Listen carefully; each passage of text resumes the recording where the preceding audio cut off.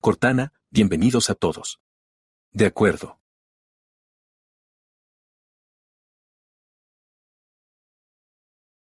Muy bien. Soy el Dr. Fowler de la UAB y Children's of Alabama y tengo conmigo al Dr. Danes y a nuestro panel de oradores. Micrómetro. Vamos a tener esta sesión. Veamos, déjame ponerlo en marcha. Esta es la necesidad de una atención integral o la atención integral de la FQ para no tener edad. Entonces, cuando pensamos en la justificación de esta sesión, creo que está bastante claro para la mayoría de nosotros que hemos estado cuidando a pacientes con FQ durante un tiempo. Los pacientes están cambiando. Soy pediatra, doctor Dennis, neumólogo de adultos. Y, ya sabes, las últimas 2 décadas hemos visto que ha habido una transición de que haya más pacientes con fibrosis quística. Ahora se ha invertido. Ahora hay más pacientes con quística. Proceso que sigue el equipo de adultos y nuestros pacientes envejecen cada año que pasa en promedio. Y esto es de los aspectos más destacados del registro. Pero también puede ver que la demografía de las personas que fueron atendidas ha cambiado. Se puede ver que el creciente tipo de población de mediana edad es la segunda población más grande que existe, de la que nos encargamos y de la que sabes que esta es una diapositiva divertida de la que hablar. Pero estamos teniendo problemas diferentes a los que solíamos tener o tal vez no llamarías a esto un problema. Tal vez llamarías a esto algo excelente. Entonces, un nuevo desafío que enfrentar es que nuestros pacientes están teniendo hijos y eso es muy emocionante. Entonces, hablando hoy, tendremos a la doctora Tracy Kazmersky y ella hablará sobre el cuidado de adolescentes y adultos jóvenes con fibrosis quística y luego al doctor Sid Kepnadak hablará sobre cuál es el papel del centro de FQ en la prestación de atención primaria y luego el doctor Johnny Buber hablará sobre la reducción del riesgo cardiovascular y finalmente tendremos al doctor Stevenson hablando sobre la detección del cáncer. Muy bien, sin más preámbulos. Solo que par de cosas, la sesión se transmite en vivo. La sesión. Así que cuando estés basado en venir al micrófono, por favor habla claro y cerca del micrófono para que la gente muy lejana pueda escuchar las preguntas y entiendo que también es una transmisión en vivo en español. ¿Estoy en lo cierto? Así que eso es bastante excelente. Inicie su temporizador. Perfecto. Soy Tracy Kazmarsky.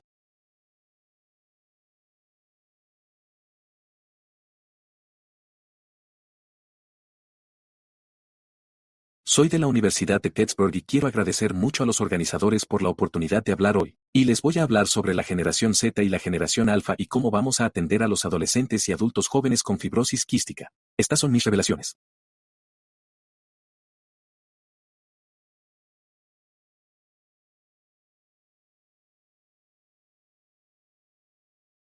Y quiero hablar sobre estas rupturas generacionales y es por año de nacimiento y se puede ver que en el eje y aquí y realmente en lo que nos enfocamos son las personas nacidas en 1995 a los 22.009 y luego en 2010 en eso es la generación Z, la generación alfa. Y puedes estar viendo esto como yo y piensas, oh Dios, hay generaciones detrás de mí. Y ese realmente no era el caso hace 10 años, pero aquí estamos. Pero creo que es increíblemente importante que comencemos a pensar en estas generaciones. Diferencias adicionales a medida que maduramos como proveedores. Entonces, Gen Z, nacieron entre 1995 y 2009.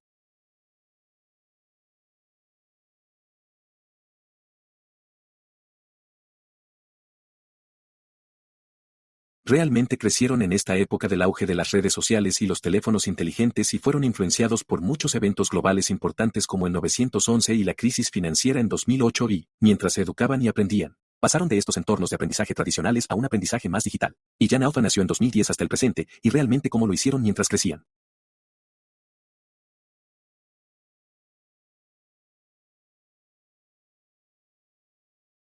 Los dispositivos digitales y la IA son omnipresentes. Muchos de ellos crecieron y tuvieron años de formación durante la pandemia de COVID-19 y están experimentando una combinación de aprendizaje físico y digital desde una edad muy temprana. Así que tengo 20 minutos. Tengo 18 minutos ahora. Tengo tanto que quiero contarles en 20 minutos y estos son los cubos de los que espero que hablemos con un poco de profundidad. Pero no es tiempo suficiente para entrar en todo esto.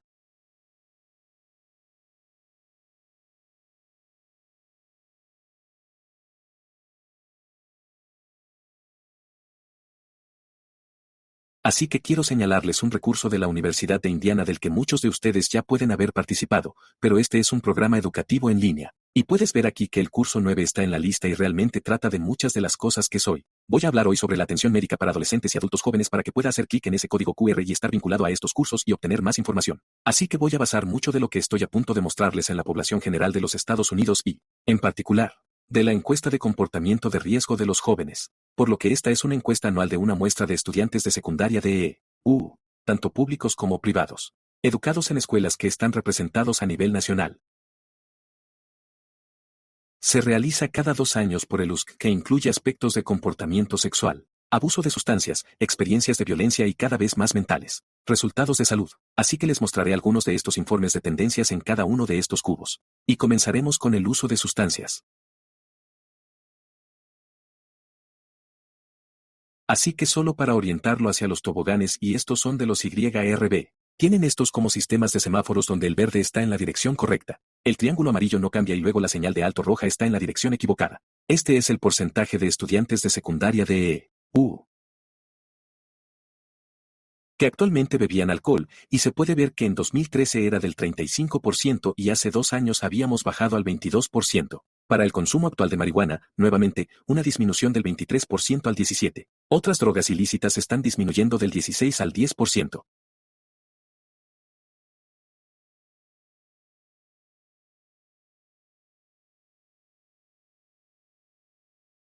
Y luego agregaron algunas de estas preguntas a medida que avanzamos en el tiempo y la epidemia de opiáceos. La epidemia de opiáceos que abusan de los opioides recetados está en el 12% y luego el uso indebido de opioides recetados está en el 4%. Así que todas esas son bonitas flechas verdes. Pero quiero decir que ha habido algunos datos sobre el uso de sustancias en la fibrosis quística. Este es un estudio de encuesta de más de 1000 personas con FQ de 18 años o más que analizó el consumo de alcohol en la comunidad de FQ. Y lo que encontraron en esta encuesta es que el 77% consume alcohol actualmente, el 18% anteriormente y el 5% nunca. También encontraron que entre los que actualmente consumen alcohol, un poco más de la mitad cumplía con los criterios de consumo excesivo de alcohol y el 30% experimentó síntomas nocivos del consumo de alcohol. Y los hombres tenían unas probabilidades mucho más altas de consumo excesivo de alcohol que las mujeres.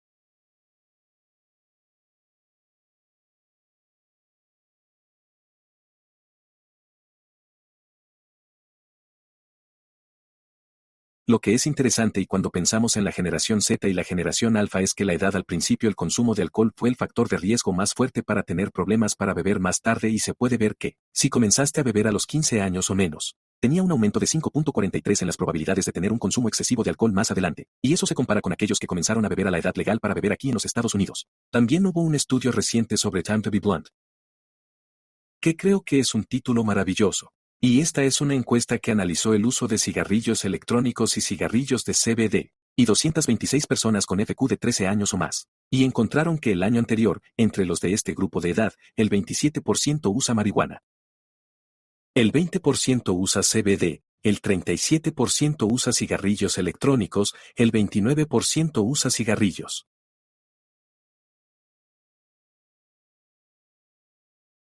Y solo quiero hacer una pausa y decir que sabes que el consumo de tabaco no está incluido en lo que te muestro de los datos de YRBS que mostré, pero hay una montaña de evidencia de que esto no es bueno cuando tienes fibrosis quística, así que les voy a dar viñetas de todas las cosas malas que causa el humo del tabaco. Y las citas están en la parte inferior. Pero ha habido estudios que han demostrado que el humo del tabaco reduce la expresión funcional de la FQ, el gen CFTR, e inhibe el transporte de iones. El humo del cigarrillo conduce a una disfunción adquirida de CFDR en personas sin FQ. El humo aumenta la inflamación de las vías respiratorias y afecta la eliminación de patógenos en personas con FQ y tienen una peor función pulmonar y más exacerbaciones. Y finalmente, y creo que es muy importante, ha habido datos que han salido recientemente de que la exposición al humo afecta la eficacia de los moduladores CFTR, así que es realmente importante pensar en esto. Entonces, ¿por qué los adolescentes y adultos jóvenes fumarían o consumirían sustancias? Y ya sabes, hay muchas razones y motivaciones para que la gente haga esto, y puedes verlas en la pantalla, pero realmente lo creo. Plantea esta idea de que debemos preguntar y debemos preguntar sobre el uso de sustancias y, de hecho, La Academia Estadounidense de Pediatría recomienda la detección universal a partir de los 11 años en cada encuentro clínico.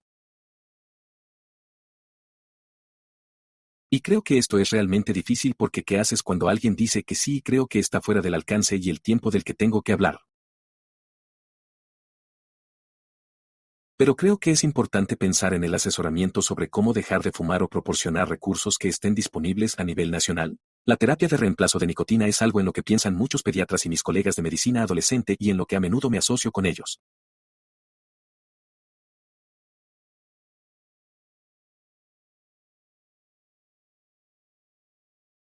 Especialmente a medida que nuestra población envejece. Nuestros profesionales de salud mental en nuestro equipo a menudo son muy buenos para hablar sobre las motivaciones de las personas aquí y creo que las asociaciones sólidas con PCPS y otros proveedores son un área de crecimiento para la comunidad de FQ. Así que pasemos a la salud sexual y reproductiva.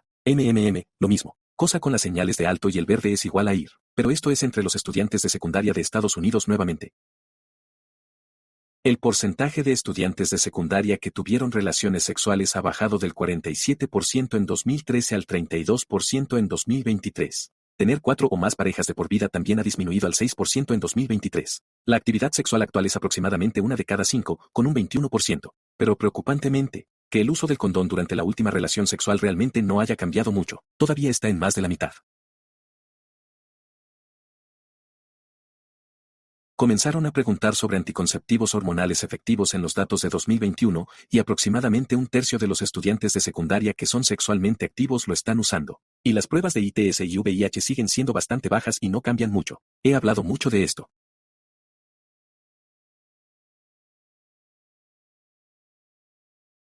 Solo quiero recordarles a todos que los adolescentes con FQ tienen las mismas relaciones sexuales en las mismas tasas, con el mismo número de parejas y aproximadamente a la misma edad que la población general de los Estados Unidos. Y no están recibiendo la misma atención médica reproductiva. Hemos realizado encuestas a mujeres adultas jóvenes adolescentes con FQ, donde descubrimos que tenían significativamente menos probabilidades de haber sido examinados para detectar ITS en el último año o dos. ¿Alguna vez has usado anticonceptivos? Eso es entre las mujeres. Muy recientemente publicamos en el Journal of Cystic Fibrosis una muestra de 532 hombres con FQ de 15 años o más, y descubrimos que solo el 32% se había hecho la prueba de ITS, y solo el 14% informó haber recibido asesoramiento sobre ITS. Entre los que fueron sexualmente activos con 2 o más parejas en el año anterior, el 36% informó que nunca usó condones. Y esto realmente se extiende más allá de los EU. Estos son algunos datos de Francia que analizan a los niños y adolescentes que son elegibles para la vacuna contra el VPH. Para aquellos de ustedes que están en las rondas de los médicos, vimos mucho sobre el VPH esta mañana, y descubrimos, ya sabes, que el 69% no está vacunado contra el VPH. Hay, específico para adolescentes,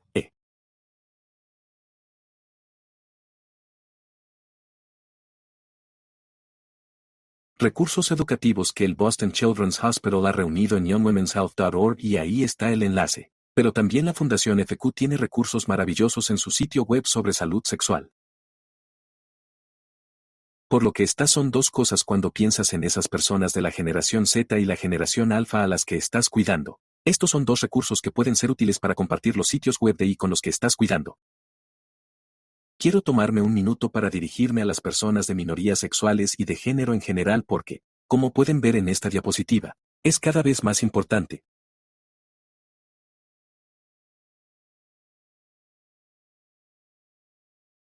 Entonces, la encuesta de Gallup se realiza en los Estados Unidos, y en la versión de 2024, casi una cuarta parte de los adultos de la generación Z, que tenían entre 18 y 27 años en ese momento, se identificaron como LGBTQI+. Estamos estudiando activamente esto en la comunidad de FQ y llevando a cabo lo que se llama el estudio Pride-CF, y es realmente para explorar esa interacción entre tener FQ y ser una persona de género o minoría sexual y tener esa experiencia vivida. Por lo tanto, este código QR lo conecta con el estudio y puede obtener actualizaciones sobre lo que estamos encontrando y qué oportunidades hay para que las personas con FQ y sus familias participen a medida que esto avanza. Voy a volver a esta población en un momento, pero solo quiero seguir adelante y volver a la salud mental entre todos los adolescentes estadounidenses. Todo es una señal roja de alto en esta diapositiva, excepto uno, el porcentaje de Escuela secundaria de E.U.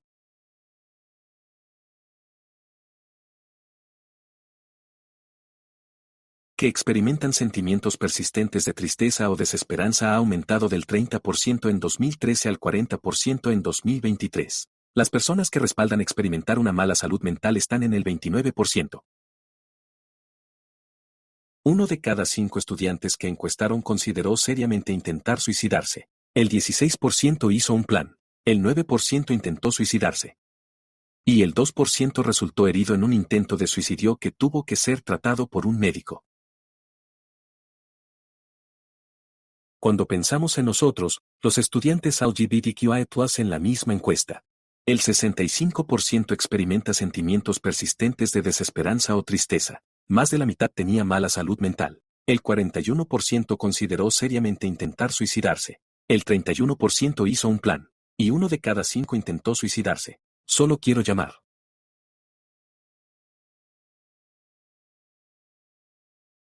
Que no es el hecho de que eres una persona de género o de una minoría sexual y esa identidad en sí misma lo que conduce a estos problemas de salud mental. Esto pasa por una lente de discriminación y estigma en nuestra sociedad que conduce a estos problemas de salud mental.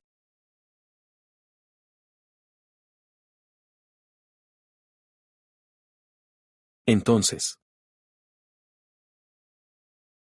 ¿por qué está sucediendo esto? Y creo que hay muchas razones y muchos contribuyentes a esto y solo quiero resaltar algunas y esto no es exhaustivo. MMM.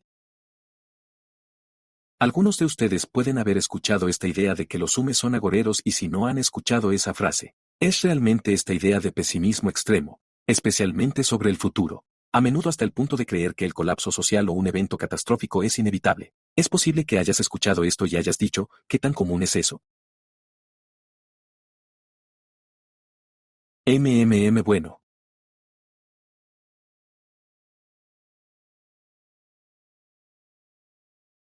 En Lancet Planetary Health en 2021 hicieron una encuesta muy grande y por muy grande me refiero a que encuestaron a 10.000 personas de 16 a 25 años en 10 países, por lo que 1.000 personas en el país. Y encontraron que la mayoría estaba preocupada por el cambio climático. El 59% respaldó estar muy o extremadamente preocupado y el 84% al menos moderadamente preocupado. Más del 45% de los encuestados dijeron que sus sentimientos sobre el cambio climático afectaron negativamente su vida diaria y su funcionamiento. 3/4 dijeron que piensan que el futuro es aterrador. Y el 83% dijo que cree que las personas no han cuidado nuestro planeta. Cuando miramos la encuesta de comportamiento de riesgo juvenil,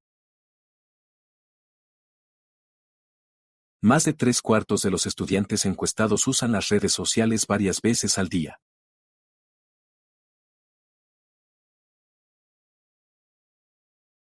Y creo que este impacto de usar las redes sociales con tanta frecuencia es un área activa de estudio en todas las disciplinas, atención médica, sociología, psicología, lo que sea, micrómetro, pero quiero destacar un par de cosas que sí sabemos.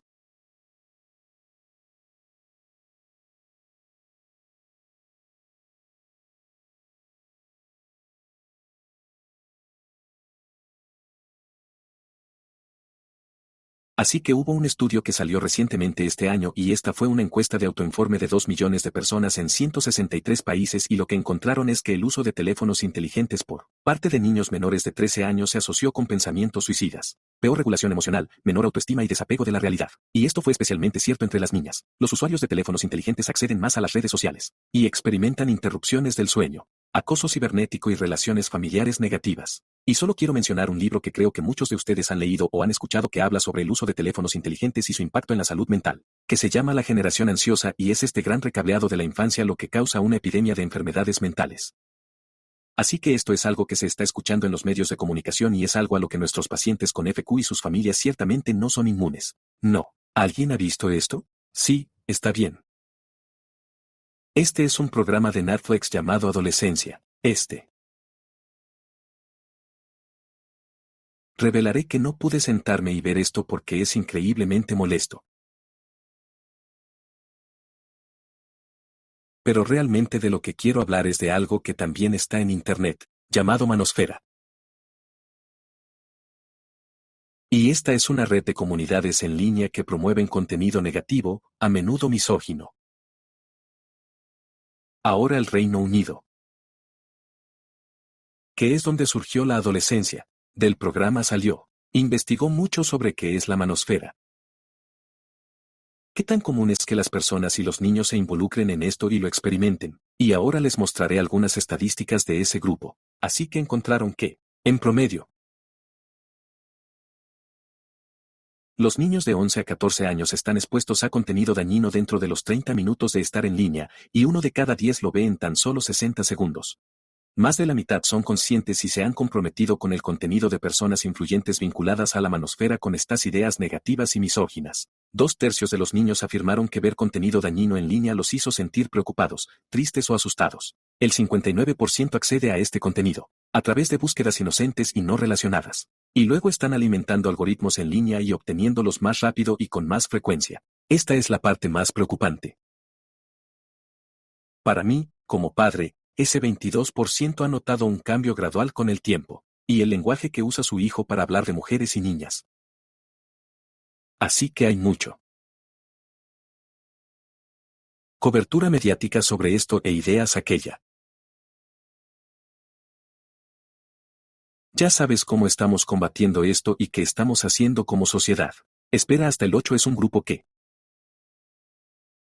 realmente espera que los padres firmen este compromiso de no permitir el uso de teléfonos inteligentes hasta el 8º grado, que en los Estados Unidos es alrededor de los 13 o 14 años. Pero además de eso,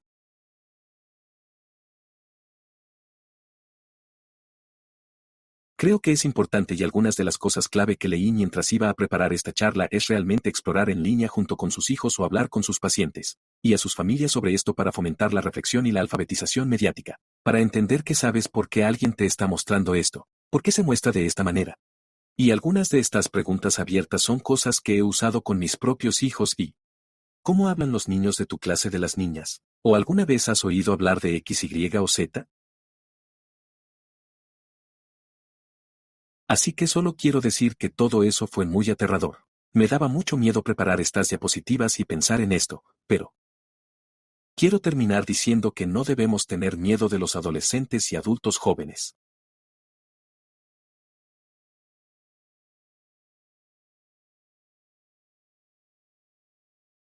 Son nuestro futuro y realmente llevan nuestra esperanza y lo que vamos a ver en el futuro y personalmente creo que va a ser brillante, pero tenemos que ayudarlos. Y con eso terminaré. Pero quiero agradecer a algunas personas primero, Sarah Robb, Asher Prangley y Olivia Stransky, 2 de las cuales están aquí, que miraron estas diapositivas y dijeron que sí, eso es lo que deben incluir o no, deben hacer más. Pero también quiero agradecer a mis hijos Grant y Patrick y a mi propia generación alfa, así que muchas gracias.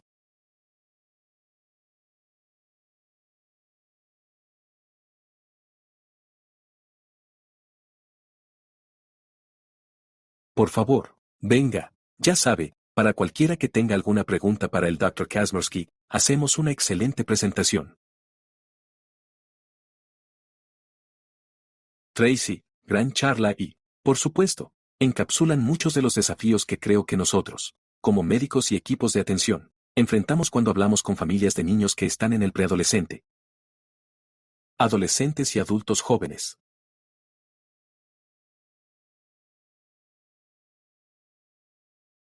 Solo voy a desafiar un poco esta noción de que no queremos alentar o pensar en cómo la tecnología también podría ayudar a nuestras familias, porque creo que también hay esfuerzos para, ya sabes, trabajar sobre cómo entiende la FQ como una enfermedad crónica o cómo está manejando sus medicamentos o cómo recuerda tomar sus enzimas en la escuela, o tomando tu modulador y creo que muchos de nosotros recurrimos a herramientas, ya sabes, monitoreo remoto y, a medida que vemos a nuestros pacientes cada vez menos, ya sabes, que tenemos que tener cuidado de decir que la tecnología es malvada y queremos pensar en cómo, particularmente en nuestro papel como médicos de FQ, pensar en dónde estamos usando tecnología de forma segura y por eso estoy curioso tus pensamientos sobre eso no, ¿qué piensas sobre eso? No, estoy completamente de acuerdo contigo y creo que sí. El uso inteligente de teléfonos inteligentes es realmente lo que estás describiendo porque hay esto. Quiero decir, los teléfonos inteligentes son útiles.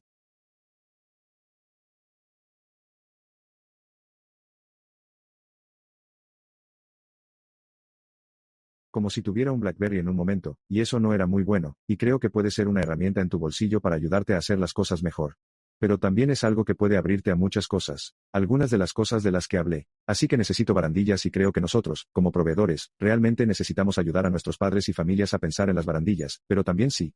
Aprovéchelo para ayudar a las personas a cuidarse a sí mismas y a sus hijos. Así que gracias Jeff Gold de su charla fantástica. Supongo que diré que tal vez sea lo realmente controvertido, que es para que nadie me grite. Por favor, ¿qué es que hemos construido durante los últimos 50 años, 40 años? Ecosistema de FQ que se basa en el aislamiento social. Sí, claro. No te vas a enfermar si hablas con alguien. Los pacientes con FQ no pueden pasar el rato entre sí. No hay más campamentos de FQ. ¿Y qué les dijimos? Usa las redes sociales para ponerte en contacto con la gente. Estamos en una nueva era de moduladores ahora. ¿En qué momento nosotros, como sociedad o como organización?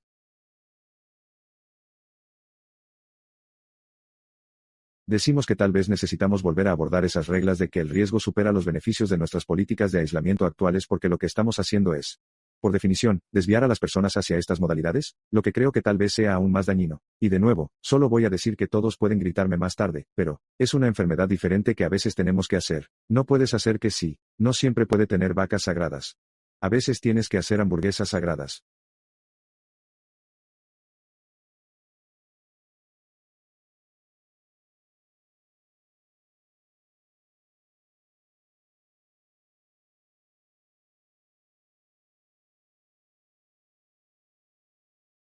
Creo que es una gran pregunta, y creo que una de las cosas que mi equipo sugirió que incluyera fue hablar de personas influyentes en las redes sociales que son realmente positivas para las personas con FQ, y los adolescentes con FQ, y que realmente podrían ser un recurso y algo que pueden usar para ayudarlos.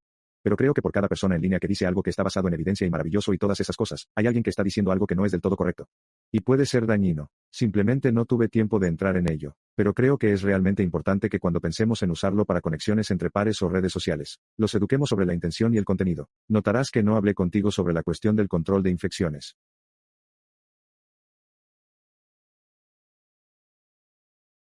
Pero creo que esa es una conversación con la que necesitamos tener a nuestra gente de control de infecciones, y expertos en la sala para tener esa conversación juntos. Por muchas razones, pero creo que eso, la FQ está cambiando, así que tenemos que hacerlo. Piensa cómo no podemos simplemente seguir planeando y hacer lo mismo. Tracy, tengo una última pregunta de la audiencia.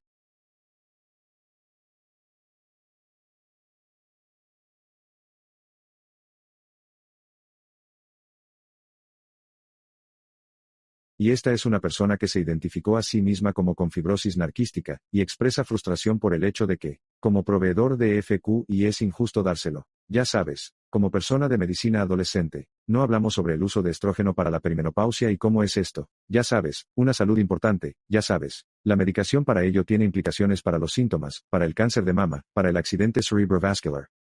¿Y cómo educamos a todos los médicos como lo hemos hecho para todo lo demás? Ya sabes, ¿dónde neumólogo, pero también lo somos? Ya sabes. Fácil y tratar muchas cosas relacionadas con la FQ de la forma en que la conocíamos antes. Así que ese es un comentario básicamente, y también un comentario que me dijeron que para 844 demasiado joven para que conozcas la terapia de reemplazo de estrógeno. Entonces, si desea manejarlo o hacer algún comentario, adelante. Lo haré, creo que esto es algo que prevalece mucho. La población general.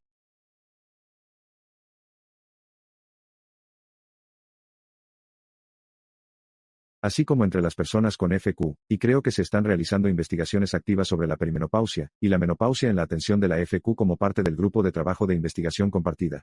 Así que espero que hayamos tenido una.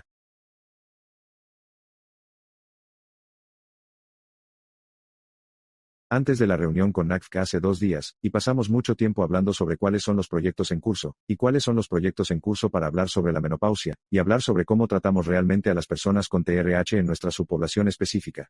Así que tengo la esperanza de que habrá algunos estudios más grandes que analicen esto en el futuro y que, con suerte, podamos inscribir, para en múltiples sitios o incluso de forma descentralizada, pero creo que la comunidad nos lo está diciendo alto y claro. Necesitamos abordar la salud sexual y reproductiva en todo el espectro de edad, y eso incluye la perimenopausia y la menopausia. Sí. Sé que tiene que huir, correr. Así que si tengo la oportunidad de encontrarte más adelante en la conferencia, me gustaría preguntarle sobre su asociación con la medicina adolescente, y cómo cuida a las personas que lo fueron. Usando sustancias. Sí, me siento dentro de la medicina adolescente, soy neumólogo, pero creo que esa asociación. Si está disponible en su institución es invaluable porque tienen los recursos. la experiencia y la especialidad clínica para hablar sobre muchos problemas de adolescentes y adultos jóvenes, incluidas cosas de las que no hablé, que son la transición y estar listo para la transición al lado adulto, y creo que han sido socios invaluables para mí, pero probablemente haya más trabajo que podamos hacer para fortalecer esos lazos, pero tienes que jugar con qué recursos, como lo han hecho en cada una de sus instituciones y qué oportunidades hay para hacerlo, pero creo que ha sido realmente genial. Asociación para mí en mi institución, pero es algo que siempre podemos hacer mejor. Gracias, Milestone. Gracias, doctor, viene Mercy. Así que la doctora Kazmersky tiene una gran demanda, por lo que tendrá que ir a una sesión diferente, ya sabes. Entonces, si tiene preguntas, envíe aquí, ya sabe, las preguntas a través de la aplicación, y espero que ella pueda responderte. Vamos a ir a nuestra próxima charla. Voy a presentar al Dr. Kapnadak, que es el director de adultos para la programación de la fibrosis quística en la universidad. ¿Dónde estamos? Nos está hospedando. También hace enfermedades pulmonares avanzadas y trasplantes. Es profesor asociado de medicina en la Universidad de Washington y también jugó un papel decisivo en la redacción de pautas para enfermedades pulmonares avanzadas. Así que hoy nos hablará sobre la atención primaria y la asociación con la FQ. Gracias, Dennis. ¿Pueden oírme? ¿Escucharme? Gracias a todos por venir y por la invitación a hablar de los organizadores, como dijo Dennis. Voy a hablar sobre la atención primaria en la FQ y lo llamé porque, ¿quién y cómo? No creo que necesariamente tenga todas las respuestas, pero espero que esto sea práctico y útil para todos ustedes. No tengo ninguna divulgación.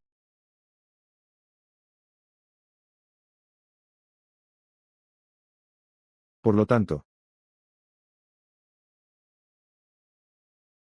hacer revisar primero algunos de los problemas médicos que se están volviendo más importantes en la era moderna de la atención de la FQ en adultos y Tracy centrada en la población adolescente. Hablaré básicamente exclusivamente sobre adultos. Quiero revisar los beneficios y las barreras para la prestación de atención primaria fuera de la clínica de FQ. Y por último, voy a proporcionar un enfoque sugerido basado en la experiencia de nuestros propios centros con la atención primaria colaborativa, y algunos de los esfuerzos en los que estábamos involucrados actualmente. Así que primero quiero comenzar con el caso. Esta es una mujer de 43 años. Ella es una 508 del homocigótica. Ha estado en ETI desde 2020, y le va bien desde el punto de vista pulmonar, una función pulmonar normal. No, no hay quejas allí. Tiene intolerancia a la glucosa. Su INC es 31, y ha ganado algo de peso con Trikafta y luego depresión. Algunos de los problemas de hoy. Su presión arterial está elevada en la clínica. Recientemente tiene un colesterol LDL elevado. Y ella todo esto se relaciona. Es agradable que esté preocupada por la perimenopausia. Ha notado algunos síntomas tempranos de sofocos y cambios de humor. Y también preguntó sobre el impacto de su anticonceptivo oral en el peso y el riesgo cardiovascular, por lo que ha estado en esto durante años y preguntó al respecto hoy. Así que no sé si esto resuena con alguien. Una persona que ingresa a la clínica para adultos con un montón de problemas que deben abordarse, ninguno de los cuales está relacionado con los pulmones o el sistema digestivo. Ciertamente, estos no son todos nuestros casos.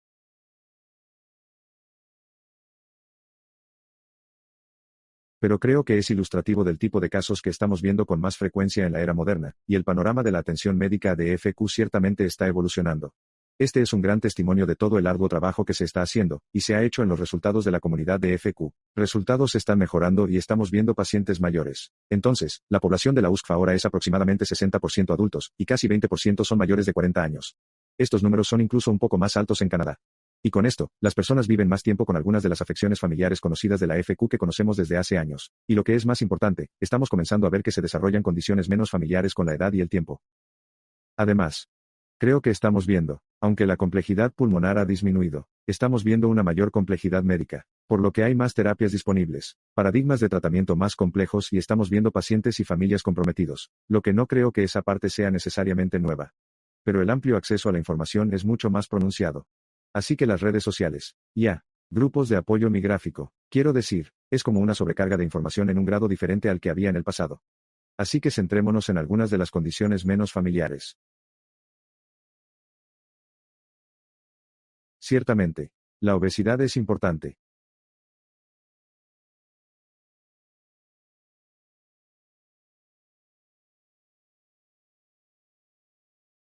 Esta diapositiva muestra datos pediátricos a la izquierda y datos de adultos a la derecha, y puede ver que el porcentaje de personas con sobrepeso u obesidad ha aumentado de aproximadamente 10% a 21% en los últimos 20 años en niños.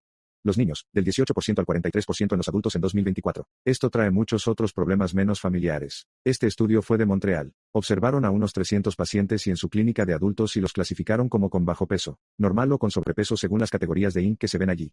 La cohorte con sobrepeso era mayor, y lo que es más importante, no necesariamente sorprendente.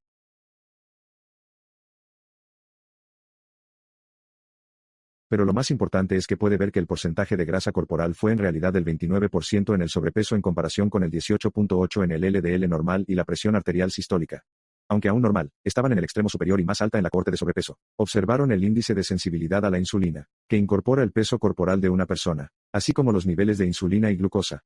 Después de una carga de glucosa de 75 gramos en la cohorte de sobrepeso, la sensibilidad fue menor. Siguen a estos pacientes durante 4 años en un aumento de peso superior al 10% se asoció con una variedad de parámetros metabólicos de empeoramiento, incluida la reducción de la sensibilidad a la insulina. El Dr. Buber va a hablar sobre los riesgos cardiovasculares con cierto detalle, pero quería poner una diapositiva aquí. Este estudio fue de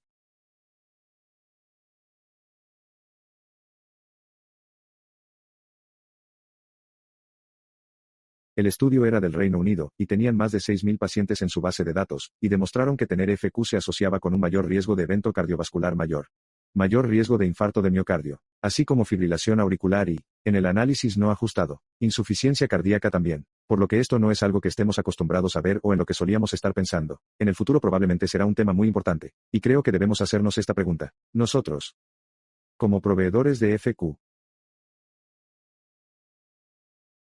¿tenemos la familiaridad y el ancho de banda para evaluar adecuadamente los riesgos cardiovasculares y brindar el tratamiento adecuado? Podemos o no, pero creo que deberíamos preguntar como proveedores adultos y adultos, y esto es especialmente en la era de las nuevas terapias, donde estamos viendo todo tipo de nuevas terapias disponibles para diversos riesgos cardiovasculares. Este estudio muestra el uso de agonistas de GLP-1, por lo que se trataba de semaglutida y tirzepatida en personas con FQ, series de casos muy pequeñas de UT Southwestern. Tenían 11 adultos, el INC era de 25.7 a 43.7 y 7 tenían de RFQ, y en esta cohorte ciertamente pequeña.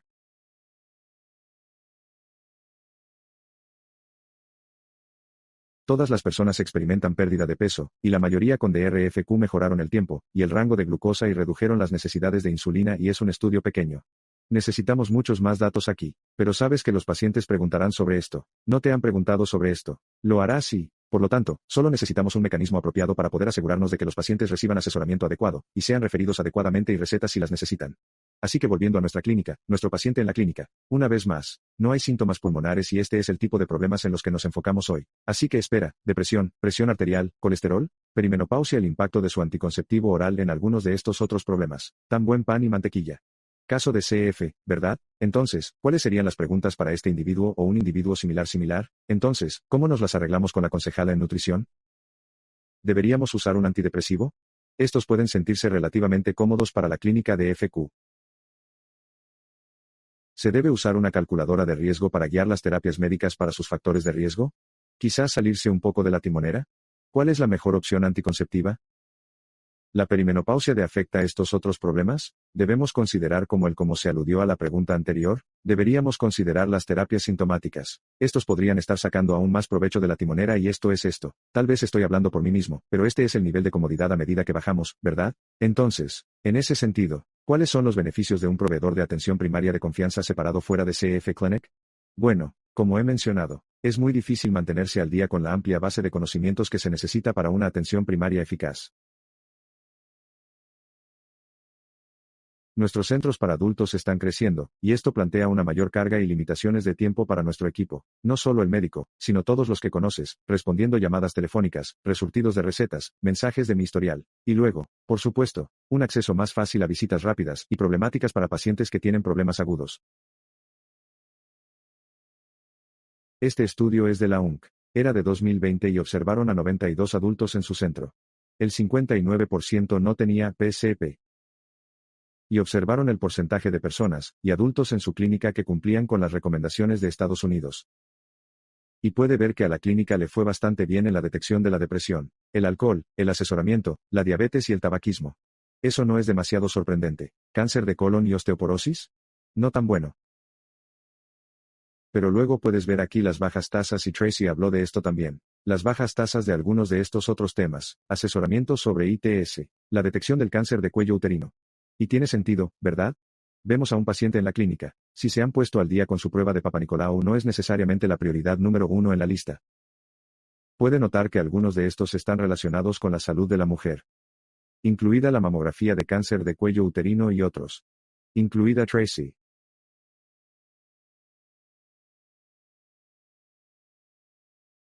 Han mostrado brechas significativas en la atención preventiva para las mujeres con FQ en comparación con las contrapartes que no tienen FQ y esto incluye la discusión sobre anticonceptivos.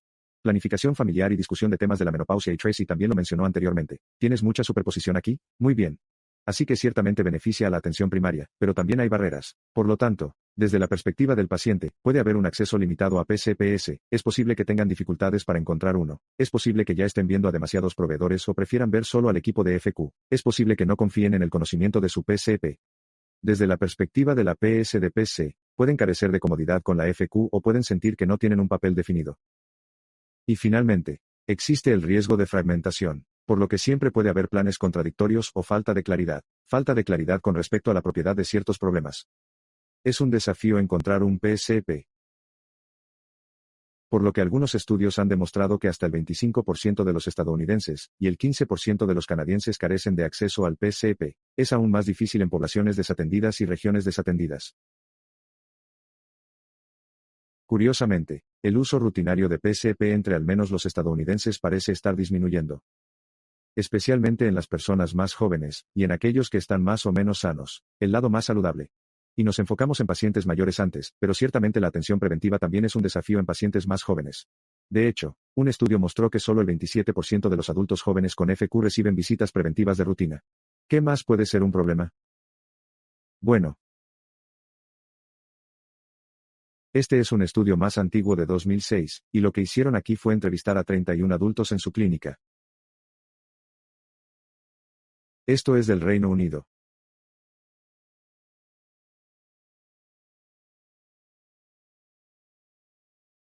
E hicieron un análisis cualitativo para identificar temas asociados con las interacciones de las personas con la atención preventiva en la atención primaria y una cosa que describen aquí, que realmente me gusta, es este difícil equilibrio entre ser un experto y un paciente lego en entornos de PCP de este tipo. Resuena conmigo como un fenómeno muy real, y así como experto, las personas con FQ tienen todo tipo de experiencias en el manejo de su afección.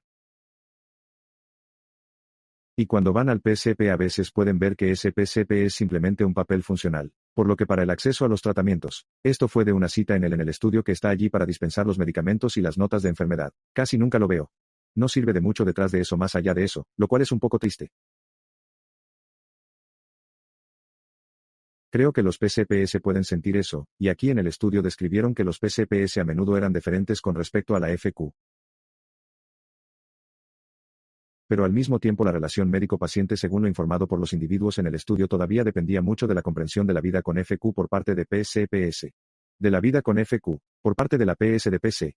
Por lo tanto, esa es una posición difícil tanto para el PCP como para el paciente, y puede amenazar la confianza y la relación de esa relación. La confianza en esa relación. ¿Qué pasa como paciente lego? Aunque esta persona es experta en el cuidado de la FQ. Las personas con FQ tenían el deseo de ser guiadas por su PCP en un tema particularmente no relacionado con la FQ, lo cual tiene sentido, pero PCPS a menudo no reconoce ese cambio y rol y puede afectar la atención y socavar la confianza. Entonces, si son demasiado diferentes, a veces eso puede volverse problemático. Y esto fue de una cita para la apendicitis que me dio tabletas para reducir los calambres, y dijo que debía comer mucho, y eso en realidad casi lo obligó a estallar. Creo que ella simplemente lo atribuyó todo a la FQ y así puedes ver que este fenómeno, quiero decir, lo noté en la práctica y creo que es muy real. Este fue un estudio más antiguo, pero creo que sigue siendo cierto al menos hasta cierto punto en la actualidad. ¿Cuáles son los factores más importantes al considerar la PCP? Este estudio fue publicado el año pasado por Foundation Group. El grupo del Dr. Brown y otros y he tomado una cifra de esto. Ellos repasaron muchos aspectos del modelo de atención. Esto en realidad solo hizo la pregunta de cuáles son los factores más importantes que tenían. Tuvieron 377 adultos, 42 de los cuales fueron trasplantados, y también analizaron las perspectivas de los cuidadores. Así que lo importante era comunicarse bien con los equipos. Eso es y no tener conocimiento sobre la FQ y el trasplante, y tener confianza al hacer recomendaciones médicas para personas con FQ o trasplante. Así que todo eso tiene sentido. Y luego estaban algunos de los problemas logísticos, cierto, estar en la red, tener citas disponibles, estar cerca de casa. Este creo que es el más interesante, y un porcentaje muy pequeño de las personas entrevistadas en este estudio sintieron que App no era necesario. Porque el equipo de CF ya estaba abordando todas sus necesidades, pero al mismo tiempo, el 72% de los miembros del equipo de atención sintieron que sus pacientes percibían que el equipo de atención ya satisfacía todas sus necesidades. Por lo que los pacientes sintieron que necesitaban PCPS, pero el equipo de atención no pensó que pensaran que necesitaban PCPS, si eso tiene sentido. Así que hay una discordancia allí que creo que debemos apreciar. Muy bien. Un enfoque sugerido y una advertencia importante aquí es que no soy un experto en esto, pero lo he pensado mucho. Muchas de estas cosas en las que estamos trabajando en este momento. Entonces, primero, revise las pautas y explore lo que su equipo puede estar perdiendo. Y hay una variedad de recursos para esto. El preventivo de trabajo de impuestos de servicios preventivos de tiene un buen sitio web. Tienen algunas herramientas en línea tanto para proveedores como para pacientes. Así que revise las pautas.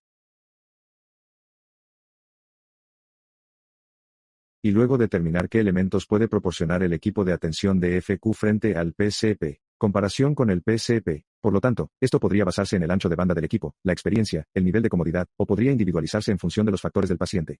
Como ejemplo, nuestro programa ha crecido en volumen alrededor del 32% desde el 2020-15. Hemos aumentado tal vez 353.160 pacientes, pero nuestra dotación de personal ha aumentado solo modestamente durante ese tiempo. Así que dijimos, ¿sabes qué? Tenemos que empezar a pensar en esto porque tarde o temprano no vamos a ser capaces de manejar todos los problemas.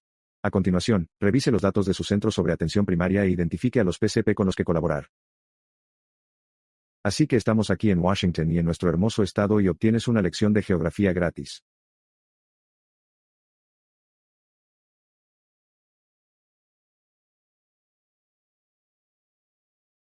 Así que estas son nuestras 10 ciudades más pobladas, y observamos el número y la ubicación de adultos en la U sin un PCP en 2020, y aproximadamente 1,4 de ellos con datos disponibles.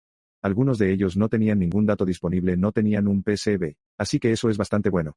Pero las áreas azules más oscuras son las áreas en las que teníamos muchos pacientes sin ellas. CPS. Estas eran una especie de zona caliente, una especie de sureste de Seattle y noreste de Seattle, así que fue útil saber dónde estaban estas personas. Luego, acercándonos aquí. La W es donde está nuestra clínica en el lado noreste de Seattle y dijimos que estaba bien. ¿Dónde podemos encontrar PCPS con quien colaborar? Anunciamos nuestra clínica. Intentamos, ya sabes, hablar con muchas personas para ver si alguien estaría interesado en colaborar, y encontramos un puñado de PCPS. Este es el Dr. Olmberg, es un médico de atención primaria, médico que está cerca, tiene intereses en la atención de afirmación de género y la salud mental. Así que esos son agradables, muy agradables. Curso para que el Dr. Asen esté interesado en el dolor crónico y el manejo de síntomas complejos. Estos son problemas muy difíciles de manejar. Es bueno tener ese recurso. El Dr. de Balik.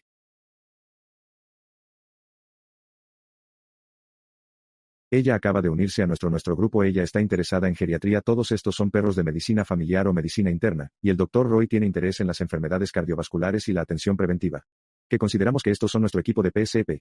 Y por eso les hemos enviado referencias. Podemos interactuar con ellos en los casos. Asistimos a las reuniones de nuestro equipo, y tratamos de hacer educación bidireccional. En general, queremos asegurarnos de que los PCP estén designados en el EM. Enviamos notas y llamamos por temas difíciles. A continuación, queremos educar a los pacientes sobre las necesidades y expectativas y luego ser flexibles. Tenemos que formular planes individualizados y comunicarnos bien. Entonces, como ejemplo, estos podrían ser algunos de los problemas que decimos que siempre serán manejados por el equipo de Compárese. Mientras que estos pueden ser problemas, vacunas, obesidad. Salud mental que puede ser manejada por otro proveedor dependiendo del paciente. Y luego podríamos decir ok, que está bien. Problemas que siempre deben ser manejados por el PCP. Solo un ejemplo aquí. Ciertamente puede modificar esto en función del paciente y la persona. Así que aquí está nuestro caso. Bueno. Aquí están los problemas que debemos tratar hoy y podríamos decir que está bien. ¿Qué problemas podemos manejar en comparación con el PCP? Podríamos decir, ok, tenemos los recursos para manejar la nutrición, la obesidad y la salud mental. Pero los factores de riesgo cardiovascular, y las preguntas sobre la anticoncepción, y la menopausia deben ir al PCP y seremos realmente intencionales al respecto. Y tendremos la discusión. Línea abierta de comunicación con el paciente y con el proveedor de atención primaria. También tenemos que pensar en ello. ¿Cómo se verá esto en función de los diferentes escenarios de los pacientes? Por lo que si son muy inteligentes, comprometidos y conectados, es posible que podamos poner la mayor parte de eso en el paciente. Pero si tal vez no lo están, no tienen esa alfabetización en salud o tienen problemas con el acceso a la atención, es posible que tengamos que hacer un poco más de trabajo. Levantar el teléfono y llamar al PCP y hacer un poco más.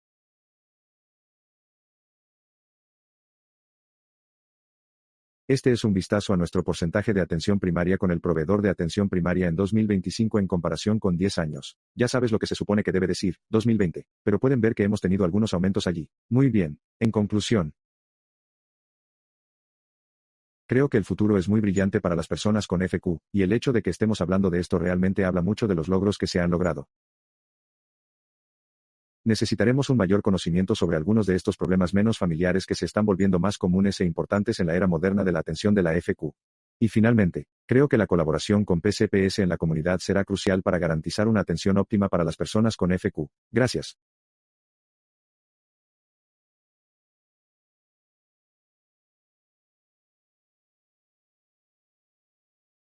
Feliz de responder preguntas. Si alguien quiere hacer evaluaciones, puede seguir ese código QR. Tracy ya habló sobre el programa ACME en línea también si este es un recurso muy bueno para una variedad de problemas si alguien quiere leerlo. Muy bien. Hola Jeff. Hola Sid. ¿Cómo estás, Michael? Entonces, hablaste mucho sobre cuál será la estrategia para desmitificar la atención primaria para el proveedor de FQ. Pero, ¿qué han podido lograr ustedes en la U para desmitificar la FQ para la atención primaria? En otras palabras, llegar a las residencias de medicina familiar. Llegar a los estudiantes de medicina, y ayudar a incorporar esto en su plan de estudios para que capacitemos a la próxima generación para que no tenga miedo de la FQ como algo que solo pertenece a un centro. No, es una gran pregunta. Creo que eso contribuye muchas veces a esa diferencia. Porque es tal que vemos esto con nuestra población de trasplantes también. Es como si no quisiéramos tocar a esta persona porque tenemos miedo de que algo vaya a suceder y lo que dices es súper importante. Comenzamos perfeccionando a nuestros propios proveedores en las conferencias de la U, tratando de educar el programa de residencia, y así sucesivamente. ¿Cómo sacarlo de manera más amplia? Creo que estamos tratando de reducirlo. Así que ya sabes. Hemos dado charlas para los residentes. Hemos dado charlas para los proveedores de atención primaria en nuestro sistema. Nos hemos conectado con estas diversas clínicas en nuestra región para correr la voz. Pero creo que sabes que es solo una cuestión de eliminar y ya sabes, consigue eso porque la mayoría de la gente está ahí afuera. Mayoría de la gente, la mayoría de los proveedores de atención primaria no se dan cuenta de cuánto tiempo van a vivir bien muchas de estas personas y, ya sabes, el año pasado. Sara, de nuevo para cualquiera en la fundación que esté aquí como lo hemos hecho. Tal vez use algunos de estos recursos para configurar una serie de oradores en la que podamos salir donde lleve a expertos como usted, no solo a la U, sino que hay muchos centros médicos, programas de residencia, etc., en todo el país que no tienen centros de FQ.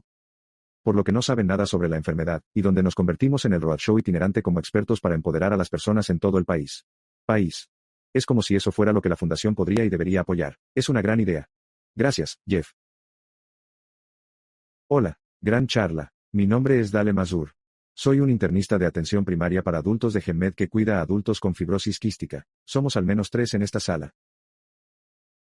Puede que me esté perdiendo a otros. Acabamos de llegar de un almuerzo. Por el Programa para la Excelencia en el Cuidado de Adultos.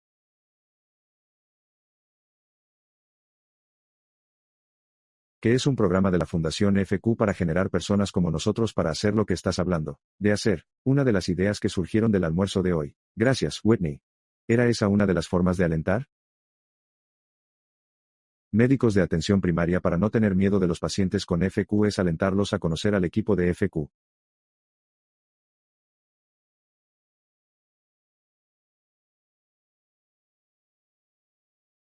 Así que estoy integrado con el equipo de FQ en la clínica pulmonar de FQ, y la relación que tengo con ese equipo es tan notable, y tan divertida y tan educativa para mí. Quiero decir, espero estar cuidando bien a los pacientes, ¿verdad? Pero, estoy aprendiendo tanto que me siento súper apoyada y, por lo que la idea de cuidar a pacientes con fibrosis quística no es tan aterradora como, ciertamente creía que era hace 2 años. Gracias. Sí.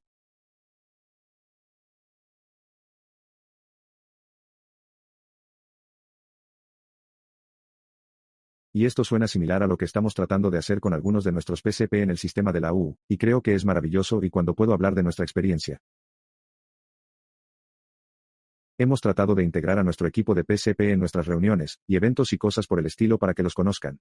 Y como dije, creo que la educación es bidireccional porque ahí le he hecho muchas preguntas a nuestros PCP, salud general, preguntas de mantenimiento, cosas así.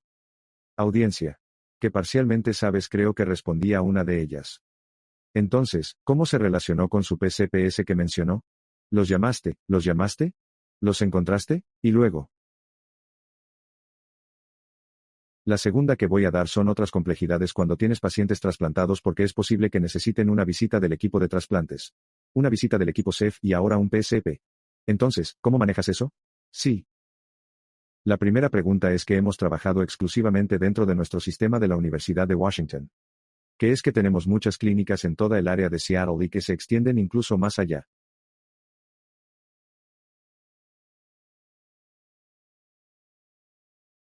Y eso fue un poco más fácil simplemente enviar un mensaje a los líderes dentro de la medicina general y ver quién podría estar interesado.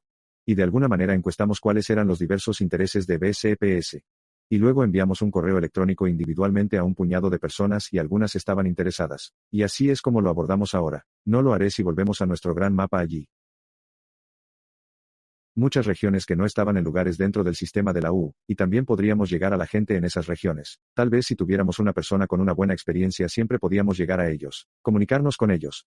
Así es como lo imaginé. Sabes, si vemos a alguien que está recibiendo una buena atención primaria en las 3 ciudades, podríamos comunicarnos a alguien que proveedor y le dijera, oye, ¿estarías interesado en contratar más? Así que esa era mi visión allí, aunque recién lo estamos comenzando ahora. Y luego la segunda pregunta fue sobre el trasplante.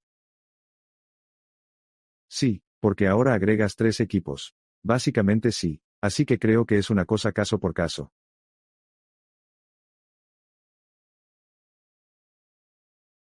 Creo que las pautas de trasplante tienen varios modelos de atención en los que tienes a alguien con FQ después del trasplante. Esta persona puede ser manejada por ambos equipos. Un equipo o alguna variedad de atención compartida, y creo que lo mismo puede ser cierto para la atención primaria también es una especie de caso por caso. Dependiendo de qué tan lejos vivan como, sabes bien de la relación que tienen con su PCP. Pero creo que es justo que haya una especie de lista de verificación de estos son los elementos que deben hacerse y solo una conversación intencional de ok. Esto es lo que debe hacer, y quién se encargará de ello y cómo lo implementamos correctamente. Hola. Como madre con FQ y también como enfermera. También. Como enfermera. También. Como enfermera. También. Tenía curiosidad ya que todavía tengo un adolescente si se habla de este tema de atención primaria de la transición de pediatras. Pediatras de atención primaria a adultos. Y sé que Seattle Children's U tienen lo que suena como un gran programa de transición a la edad adulta, y tenía curiosidad por saber si la atención primaria entra en eso. Sí, esa es una muy buena pregunta. Nuestro programa de transición ha sido principalmente el neumólogo y creo que eso. Al ver eso, es un momento vulnerable con muchos factores estresantes.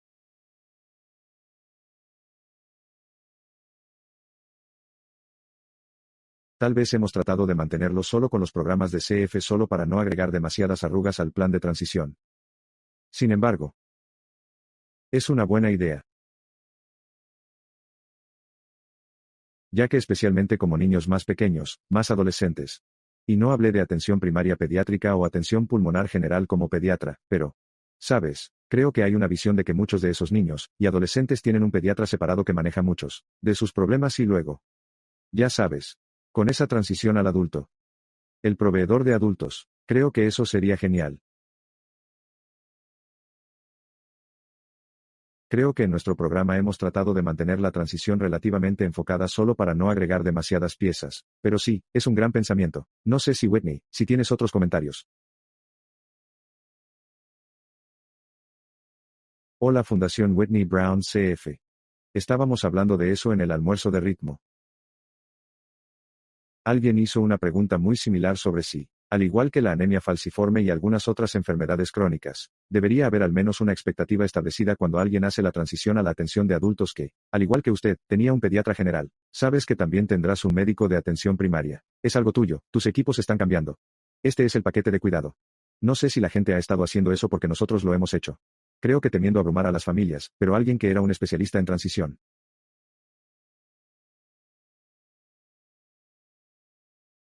Creo que fue Neil Emery de nuestro grupo que decía que él cuida a niños con anemia falciforme, y otras enfermedades crónicas y que esa es la expectativa. Así que creo que es algo en lo que deberíamos pensar. Tenía una cita de ese periódico de JCF pasado en Malotra y ellos, y yo la sacamos.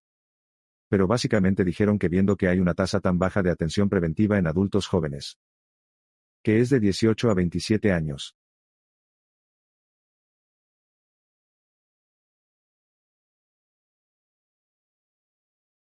que deberíamos ser muy intencionales para asegurarnos de que estas personas tengan un médico de atención primaria incluso cuando tienen poco más de 20 años, y no tienen muchos problemas con la atención primaria solo para obtener esos hábitos, y asegurarnos de que las personas obtengan y vemos esto como el VPH.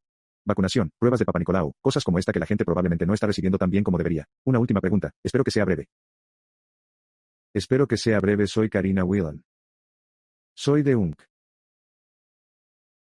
También soy médico de atención primaria que brinda atención primaria a personas con FQ. Todavía estamos construyendo nuestro modelo porque tenemos una gran área de captación. Tenemos pacientes que vienen de lejos, y estamos tratando de descubrir cómo hacer que otros PCPS se conecten. Tenía curiosidad, ¿los 4 proveedores que tenías, recibieron el tiempo que les apoyaron para participar en esto? ¿Era esto algo que sabías? Fue apoyado a través de una subvención.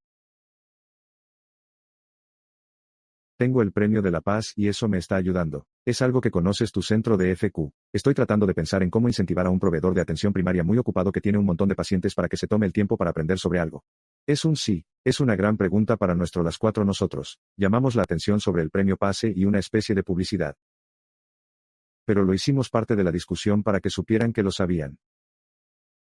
Ninguno de ellos ha dado los siguientes pasos todavía, pero permanecemos en quedamos, quiero decir, seguiremos discutiendo con ellos y creo que esa es una oportunidad realmente agradable fuera de eso. Es un desafío de la forma en que quiero decir. Se trata de una especie de productividad ahora y es realmente difícil. Algo así como quitar tiempo clínico, pero hemos tratado de esbozar.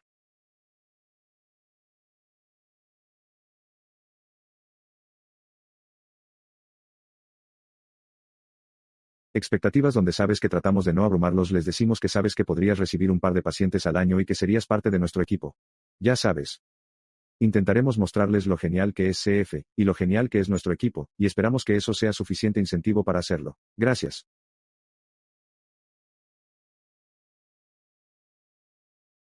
A continuación, vamos.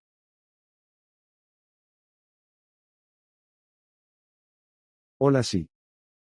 A continuación, vamos a escuchar al Dr. Jonathan o a Johnny Bubert del Centro Médico de la Universidad de Washington. Nos va a hablar sobre la reducción del riesgo cardiovascular.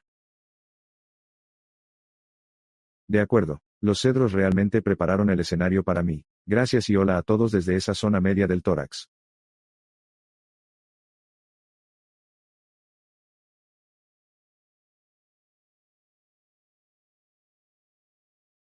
Creo que el hecho de que tenga que estar aquí, y hablar sobre la prevención del riesgo cardiovascular en pacientes con fibrosis quística es realmente un testimonio de lo bien que todos ustedes han estado haciendo para mantener vivos a sus pacientes.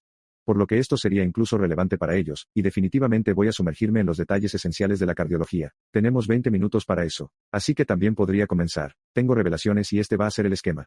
Voy a revisar los incidentes de lo que sabemos y en lugar de mostrar esto.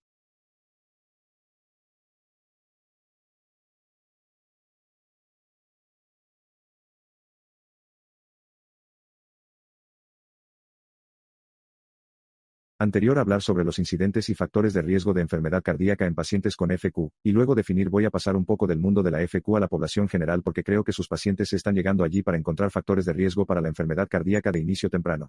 Hágalo paso a paso, estratificación del riesgo y opciones de tratamiento con enfoque en el colesterol y la hipertensión. Y luego mi opinión sobre el futuro de los pacientes con FQ y las enfermedades cardíacas. Así que de nuevo, gracias Sid por mostrar el estudio antes y robarme el protagonismo, pero este es el mejor dato que creo que existe, al menos según la investigación que hice para esta charla. Esta es una publicación en 2023 que analiza a 5.000 pacientes con fibrosis quística del Reino Unido, y más de 6.000 pacientes con FQ que estaban tomando de la red TraNetX. Es una buena fuente de investigación. Por cierto, para aquellos de ustedes que estén interesados, el análisis se realizó con y sin propensión a coincidir con el POP general. Y estos eran los datos demográficos, por lo que la edad promedio era de 32 años. En esos pacientes el 45% eran mujeres. El INC promedio era un poco más bajo de lo que escuchamos antes de 23 años, al menos en este estudio, y hubo una incidencia muy baja. ¿Cuál fue algo impresionante? Creo que de hipertensión. Los niveles altos de colesterol y la incidencia esperadamente alta de diabetes. Eventos cardíacos adversos importantes. Que fue el resultado OMES ocurrió en el 7% como han visto antes, en los pacientes con FQ frente a 1,5 en la población general, lo que arroja un cociente de riesgo de 1,65.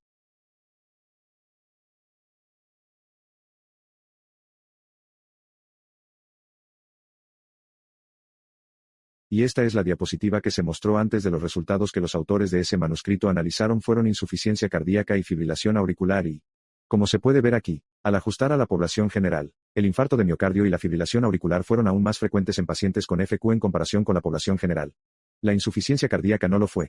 Y entonces, en mis ojos de cardiólogo general cuando miro estos números, tuve dos ideas gato 1.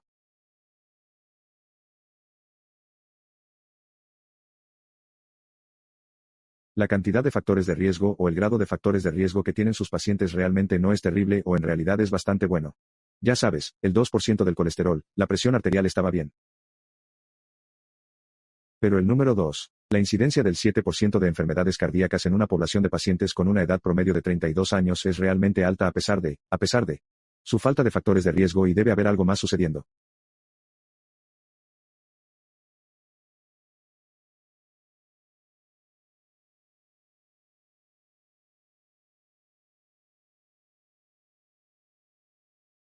Y la otra cosa que está pasando, y creo que todos ustedes lo saben, es la inflamación crónica.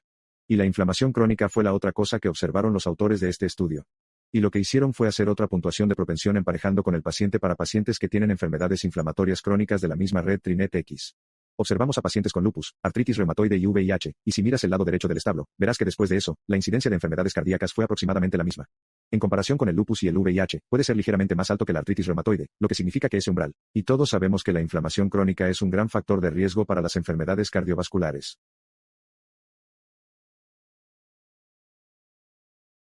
Sabemos que causa acumulación de placa, y desestabilización de la placa a través de los efectos directos de las citoquinas proinflamatorias como IL-1, IL-18, TNF, etc. También activa el fibrinógeno MP1 a través de la acción IL-6 en el hígado que hace lo mismo. Crean la placa y desestabilizan la placa. Y, por supuesto, podemos probar esos marcadores inflamatorios en muestras de sangre, principalmente comprobando la PCR, pero también la IL-6. Y se ha demostrado que los niveles de PCR están asociados con un alto riesgo de enfermedad cardiovascular en nuestra población general, no en pacientes hiperinflamatorios, sino en la población general. Se ha demostrado que un límite de 2 está asociado con un riesgo bastante alto de enfermedad cardiovascular en los próximos 10 años, incluso cuando se ajusta a otros factores de riesgo cardiovascular, como se puede ver aquí en las barras rojas. Podría. Así que cuando preparé esta charla, pensé para mí mismo, puedo detenerme aquí porque sus pacientes tienen diabetes, tienen una alta inflamación, alta, no sé si hay mucho que hacer al respecto, ya sabes, los otros factores de riesgo no están. Al menos en ese lado. No salió significativo. Muchas gracias por su atención.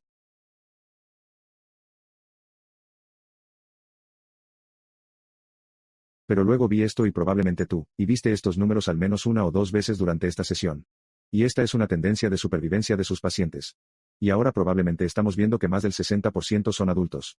Más de 18 y menos del 40% están en la población de pacientes pediátricos.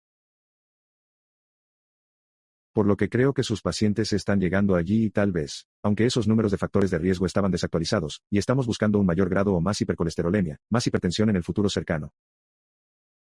Y para eso, voy a alejarme y comenzar a hablar sobre la estratificación del riesgo de enfermedad cardiovascular, y cómo lo hacemos en la población general porque creo que sus pacientes lo están logrando. Entonces, la herramienta de grasa más utilizada que tenemos es la herramienta de estratificación de riesgo ASP, y puede encontrarla en este sitio web o simplemente descargarla. Hay una aplicación. Le brinda a sus pacientes 10 posibilidades de riesgo de desarrollar enfermedades cardiovasculares, y lo divide en grupo de riesgo bajo, intermedio y alto, como mostraré en un minuto con el elemento procesable que comienza. Tratamiento con estatinas. Esa es la recomendación de que esta cosa te va a dar los datos que tienes que conectar. Es la edad, el sexo, la raza, la presión arterial, el colesterol con el desglose a HDL y LDL y luego la diabetes, el tabaquismo, etc.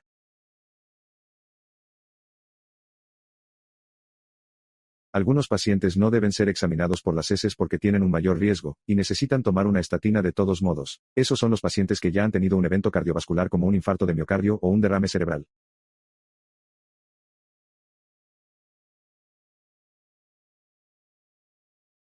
Pacientes con hipercolesterolemia familiar o con un nivel de LDL realmente alto de más de 190, y luego relevante para la población de pacientes con FQ, pacientes con diabetes establecida. Aunque estas pautas le dirán que la edad límite para eso sería más de 40 años. De lo contrario, estos son los números que obtiene bajo riesgo de 0 a menos del 5%, límite de 5 a menos de 712, 712, intermedio de 712 a menos de 20, y luego alto riesgo de enfermedad cardiovascular en los próximos 10 años, de más del 20%. Hay algunos factores que aumentan el riesgo cardiovascular, como puede ver aquí en estas flechas rojas. Dice ASC Plus y aquí está la ventaja. Es una lista larga.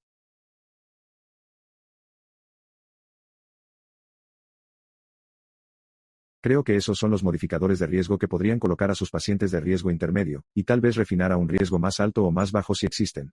Probablemente hacia el extremo superior. Creo que lo más relevante para esta charla es el de abajo que destaqué en estados inflamatorios crónicos naranjas, pero otras cosas incluyen LP. Tan popular en la literatura cardiovascular en estos días que no tenemos un tratamiento específico para eso, por lo que todavía lo usamos solo para la estratificación del riesgo, el síndrome metabólico, la ERC, la raza de alto riesgo, el origen étnico como la ascendencia del sur de Asia y los antecedentes familiares de ASC.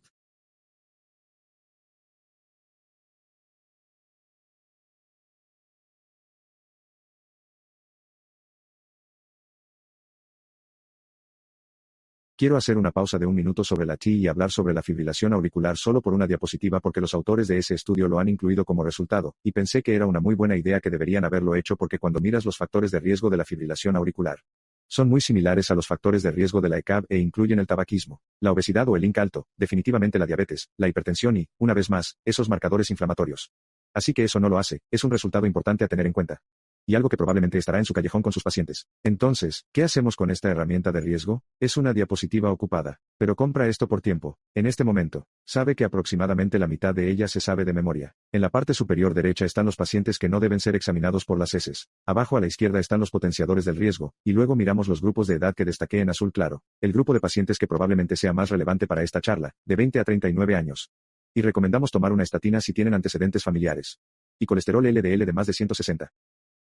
Si tienen más de 2 potenciadores de riesgo, puede mover un cuadrado a la derecha a la edad de 40, y 7040 a 75 y luego, cuando nos acercamos a qué hacer con ese grupo de edad, esas son las recomendaciones para los factores de riesgo límite. Es una toma de decisiones compartida, y una indicación de clase 2B para comenzar con una estatina de intensidad moderada. Para el riesgo intermedio.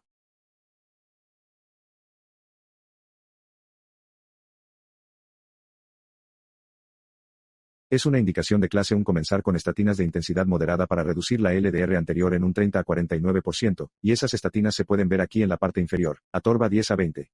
Rosuva 5 a 10 o simvastatina 20 a 40 miligramos y todavía puede encontrar simvastatina en cualquier lugar para los pacientes de alto riesgo. La indicación de clase 1 es comenzar con estatinas de alta intensidad para reducir el colesterol LDL en más del 50%, y lo hacemos con Atorva 40 a 80 o Asuva 20. 40 una vez al día. Pasemos a la otra parte, que es la hipertensión, cómo detectarla y cómo identificar los factores de riesgo. En primer lugar, creo que es importante revisar las pautas, y lo que nos dicen sobre qué es la hipertensión porque esos números han estado por todas partes durante los últimos 10 años. Las pautas actuales nos dicen que la hipertensión en etapa 1 es de 130 a 139 milímetros de mercurio para sistólica, 8.289 para la diastólica y la hipertensión más grave. En etapa 2 es superior a 140 o superior a 90 para la diastólica, que solía ser la definición anterior de hipertensión. También estamos viendo una presión arterial elevada de 1,20 a 1,29, con el objetivo de mirar o seguir más de cerca a esos pacientes. En la población general de los Estados Unidos, su prevalencia de hipertensión es de alrededor del 50% en las mujeres, el 44%, lo siento, el 50% en los hombres, el 44% en las mujeres, y cuando se observan los grupos de edad más jóvenes. Esas diferencias son un poco más o un poco menos sutiles en 8018. 2.920% de los hombres tienen hipertensión frente a solo el 9% de las mujeres. Y luego entre el 30 y el 4.440% de los hombres, el 23,7% de las mujeres. Lo decepcionante es el enfoque del médico general para tratar la hipertensión. Esto es de un estudio que salió, y se publicó en las pautas para mirar a este grupo de edad y escuchar el Entonces, las barras de Gray aquí nos dicen que la recomendación para esos pacientes más jóvenes era simplemente: trate de controlar por debajo de 140-90, que no es lo que las pautas actuales dicen que debería estar por debajo de 130-80.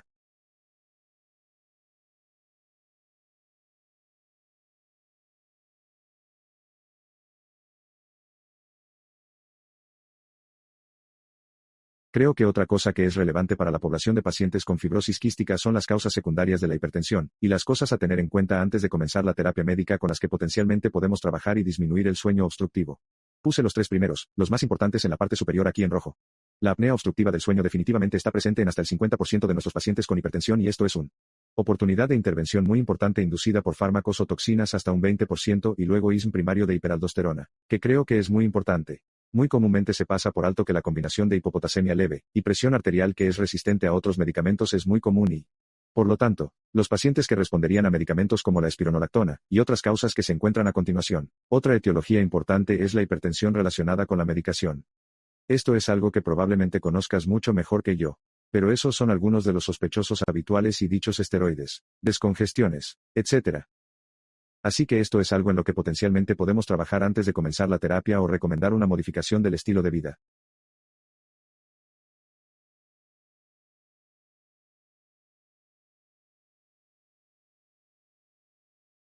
Y las pautas nos dicen que para nuestros pacientes de riesgo límite 5 a 7,12% que tienen hipertensión en etapa 1 nuevamente 130 a 139 o 80 a 89.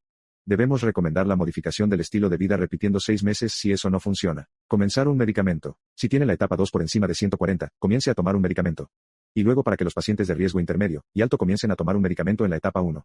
Muy bien, han sido cardiólogos maravillosos. Trataron a sus pacientes con los valores de colesterol y presión arterial, y están justo donde usted quiere que estén. Desafortunadamente, sus niveles más altos de PCR los mantienen en mayor riesgo de enfermedad cardiovascular, y esto es lo que se ve aquí en las barras negras. Los pacientes que tienen niveles normales de colesterol con tratamiento en el control normal de la presión arterial todavía tienen un mayor riesgo de los niveles de PCR y, desafortunadamente, no hay mucho que se pueda hacer al respecto en la población general. Se han realizado algunos estudios que analizan medicamentos antiinflamatorios como la colchicina, anakinra y otras cosas. Los resultados fueron mixtos. No voy a entrar en esto. No funcionaron en todos los estudios y, por lo que hay pacientes con niveles residuales de PCR más altos, lo que los coloca en un mayor riesgo de enfermedad cardiovascular.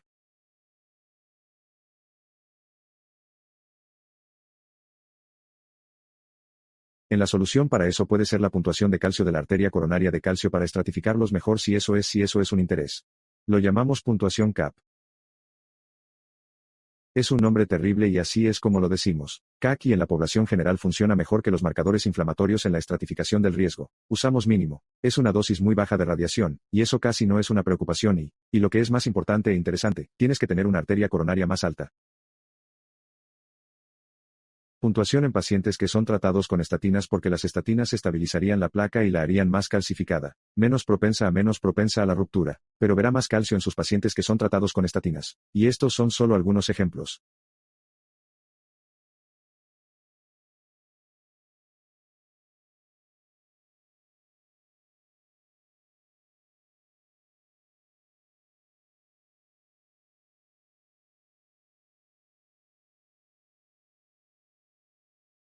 Así que aquí en la parte superior izquierda no hay calcio, no calcio en las manías izquierdas en la arteria coronaria principal izquierda arriba a la derecha es solo este pequeño punto en la parte superior principal proximal izquierda abajo a la izquierda hay más calcio, y luego abajo a la derecha hay un LAD muy calcificado muy importante las exploraciones pueden pasar por alto placas blandas lo que llamamos placas blandas no tenemos calcio en ellas. Así es como comienza la aterosclerosis de las arterias coronarias. Y por lo tanto, puede estar faltando pacientes más jóvenes de la manera en que nosotros. Formas de superar eso en las ciudades. No es un tema para esta charla, pero podemos superarlo. Y creo que esta es una tabla importante porque nos dice qué hacer con nuestros pacientes. Puntuación de calcio. De nuestros pacientes, la puntuación de calcio no es relevante para los pacientes de bajo riesgo. No debería haberlos enviado a la ciudad para empezar. Por cierto, y para los pacientes de mayor riesgo ya están indicados para una estatina, por lo que no es necesario enviarlos a hacerse una tomografía computarizada. Es muy relevante para el grupo intermedio. Entonces, si su puntaje de calcio es 0, no necesita hacer nada con ellos. Si es de 1 a 99, puede considerar repetir. En 5 años o con la toma de decisiones compartida, comience un stand de intensidad moderada. Si es como noveno, sus puntajes son 95. Incluso si es más de 100, debe comenzar la terapia con estatinas. Por lo tanto, nos ayuda a refinar el riesgo en el grupo intermedio. Y esto es solo un diagrama de flujo que resume todo lo que acabo de decir para los pacientes de menor riesgo. Modificación del estilo de vida. Si no está seguro, haga una estratificación del riesgo con la puntuación de calcio de las arterias coronarias, y recomiende la terapia farmacológica y la modificación del estilo de vida. Y desde nuestro punto final en cardiología. La modificación del estilo de vida significa más de 150 minutos por semana de ejercicio más 5 a 10 minutos de entrenamiento de resistencia, frutas, verduras, nueces, pescado azul rico en omega 3. Dieta omega 3. Es interesante porque hubo una señal de que las cápsulas pueden causar fibrilación auricular, así que no los recomendamos formalmente y luego moderar el consumo de alcohol. Y voy a terminar con mi tipo de mirada al futuro de los pacientes con enfermedades cardiovasculares y fibrosis quística. Creo que nos estamos acercando a este paradigma o a esta caricatura que muestra que sus pacientes van a ser muy similares a la población general. Vamos a ver más síndrome metabólico con colesterol, diabetes y obesidad. La inflamación crónica es algo dado. Y luego verás más hipertensión y todas esas tres cosas contribuirán a la enfermedad cardiovascular, en pacientes con fibrosis quística. Las lagunas en el conocimiento, como aludía a los factores de riesgo tradicionales en las calculadoras de riesgo, no están validadas para los pacientes con FQ que tienden a los mercados inflamatorios. Tendencia no estamos seguros de si tiene exactamente el mismo significado que para la población general. Entonces no hay consenso sobre la edad o la frecuencia de la detección de CVT en la fibrosis quística. A pesar de todo eso, creo que podemos construir el modelo para mejorar la trayectoria de salud cardiovascular en pacientes con FQ haciendo las siguientes 4 cosas.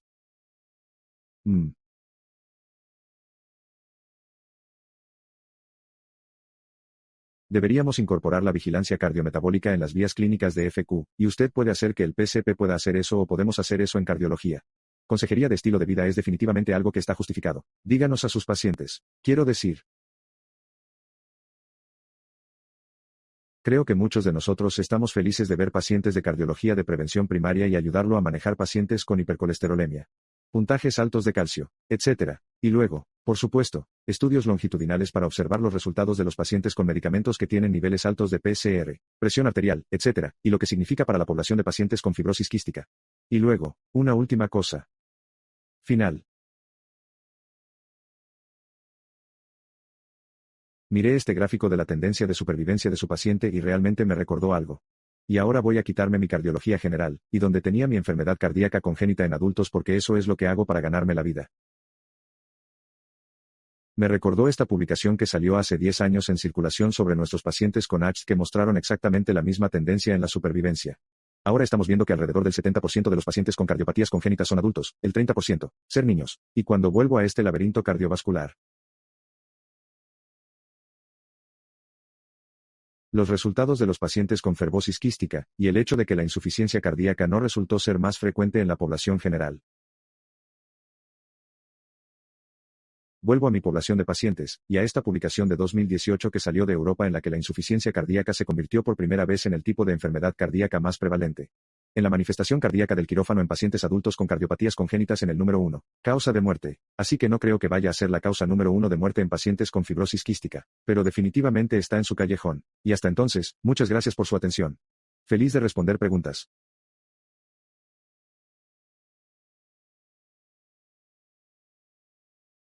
Gracias.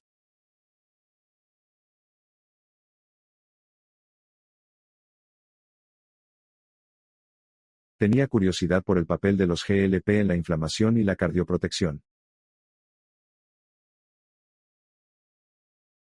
Sí.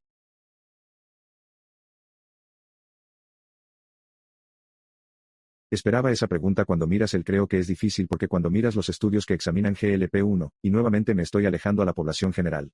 Se encontró que son útiles en dos poblaciones de pacientes gato 1 son obesidad. Pesos altos, depende de qué estudio y qué tipo de GLP-1 agonista estás viendo, y gato 2 son la diabetes tipo 2, no los tipos. Vi ese estudio que se mostró aquí antes.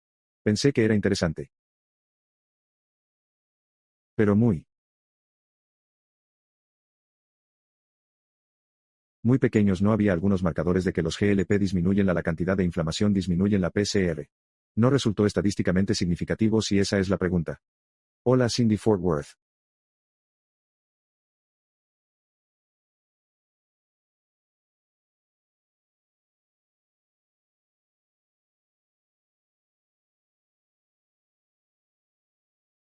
Tenía una pregunta sobre si hay datos o algo sobre la dieta de FQ que habíamos tenido que les habíamos dicho a nuestros pacientes que comieran durante todos estos años, y lo terrible que fue para ti, y si eso está jugando algún papel en el aumento de enfermedades cardiovasculares y pacientes con FQ. FQ. Vi eso cuando me preparé para el estudio de este discurso, lo vi, perfecto sentido para mí que lo hará. No he encontrado ningún dato de eso, pero aún así tenía mucho sentido para mí y creo que eso. Mi conjetura sería que la respuesta sería sí. Tengo una pregunta de la audiencia virtual, y es un comentario sobre un estudio que parece que fue mencionado en las noticias de fue una reducción de aproximadamente el 60% de la utilización, estrógeno. Estudio de la Sociedad de Menopausia de Reemplazo y así que ya sabes, como cualquier corazón, disminución cardíaca en ataques cardíacos, accidentes cerebrovasculares, cáncer de mama y mujeres que usan estrógeno perimenopausia. ¿Algún comentario que tengas al respecto? Y su aplicación es compárese volvemos a lo mismo. Yo, lo haré, sí. Diré que no lo soy.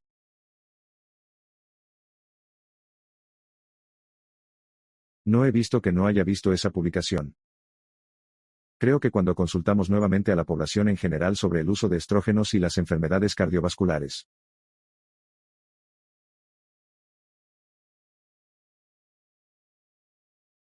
les decimos absolutamente que recomendamos tratar de evitar tanto como podamos el uso de estrógenos, y hacer más o nada o más algo que se base en la progesterona no solo durante la menopausia. Por cierto, sino también solo para la anticoncepción. De nuevo, volviendo a mi otro sombrero de cardiopatía congénita adulta. Con las válvulas protésicas para pacientes con arritmias auriculares, todas esas cosas, tratamos de evitar el uso de estrógenos, así que sí. Eran lo contrario aquí en la colocación. ¿Este cambio a la nueva A evita el cambio de calculadora? ¿Como los umbrales de tratamiento que habías mostrado antes de la calculadora de CBD? Es una buena pregunta. No mencioné que nuevamente tenía 20 minutos para repasar la reducción del riesgo cardiovascular.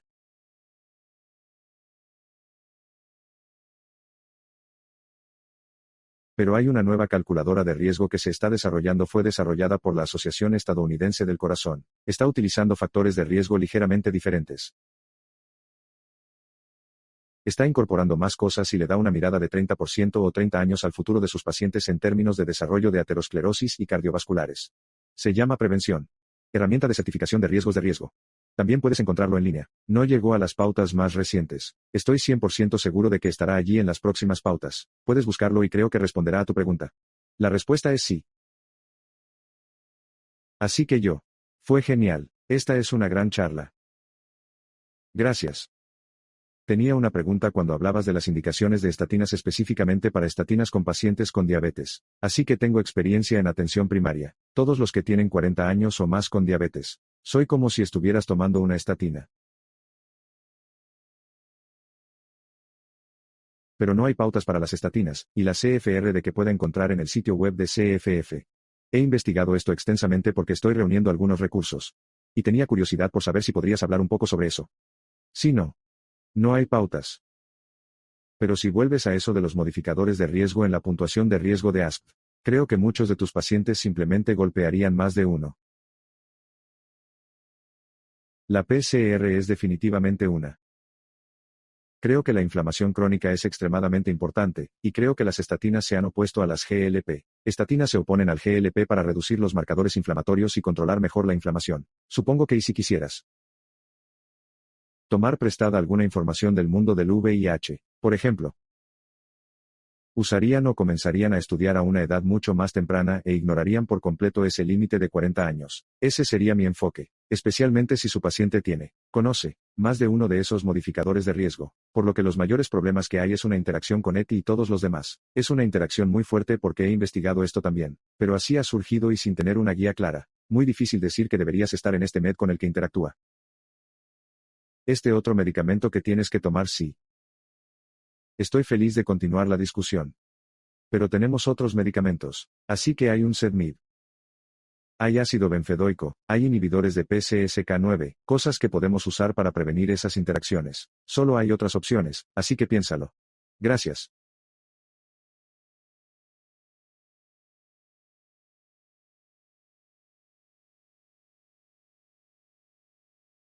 Kathy, última pregunta. Ojalá Kathy Ramos del programa para adultos de la Universidad de Washington. Gracias por su charla, gracias por venir a nuestra conferencia, y esta es tal vez una pregunta de superposición de PCP aquí.